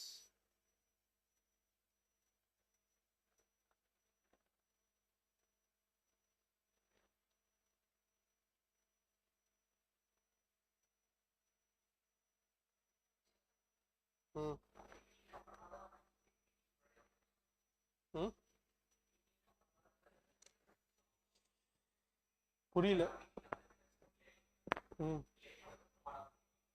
மீட்டிங்ல அடாப்ட் பண்ணிப்பாங்க, ஆனா சர்க்குலேஷன் எப்ப பண்ணுவாங்க? நோட்டீஸோடயே சர்க்குலேட் பண்ணிடுவாங்க. ஆனா சர்க்குலேட் பண்றதுனாலே அது அடாப்ஷன் ஆகாது. நீங்க அது ஓட் போடணும்ல, ஆர்டினரி பிசினஸ்ல அப்ரூவ்டுன்னு சொல்லி ஓட் போடணும்ல, அடாப்டட்னு சொல்லி vote போடணும்ல. So that adoption will happen only in general meeting. Circulation of the financials will happen along with the notice.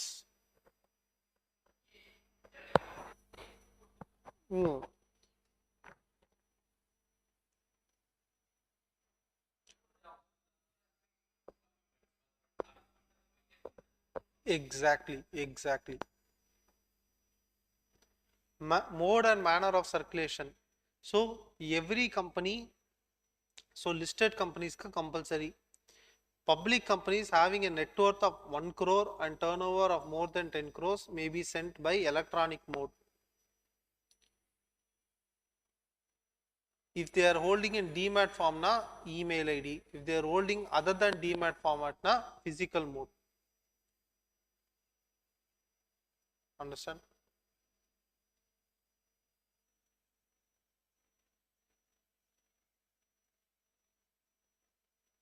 Can you read this? Mm.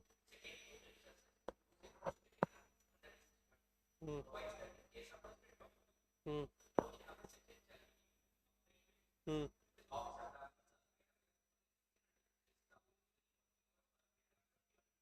Mm. So ஒரு listed கம்பெனியோட financials எப்போ circulate ஆச்சு அப்படின்னு அர்த்தம்னா when it is deemed to be circulated na if it is allowed for inspection. Hmm. Hmm. Hmm.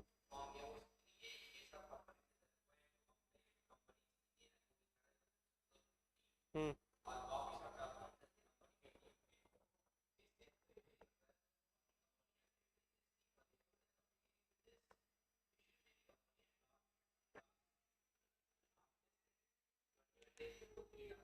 Hmm. So salient features வந்து AOC 3ல 21 days before அம்சா okay allowed. அது வந்து deemed to be circulated. இதெல்லாமே deemed to be circulated. Understand? Mm.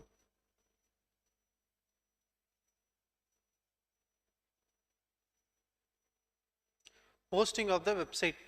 So எல்லா கம்பெனியுமே எல்லா listed கம்பெனியுமே அவங்க வெப்சைட்டில் இந்த consolidated financial statement, standalone financial statements, அப்புறம் ஆடிட்டர்ஸ் ரிப்போர்ட், போர்ட்ஸ் ரிப்போர்ட் எல்லாமே அவங்களோட வெப்சைட்டில் மென்ஷன் பண்ணணும். Clear?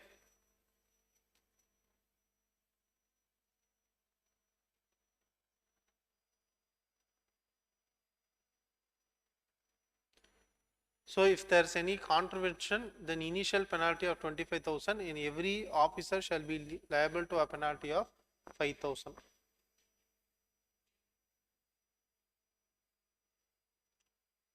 So copy of every financial statements.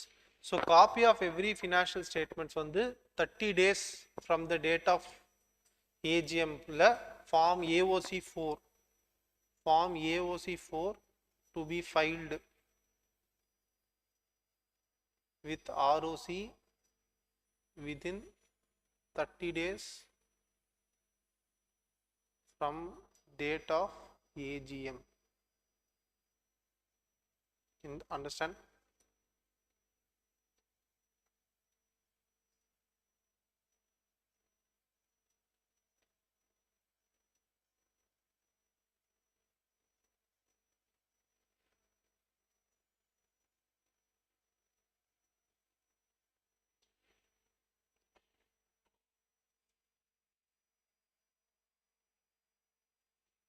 In the copy of filing the financials வந்து we will see it in little bit in depth in the next class.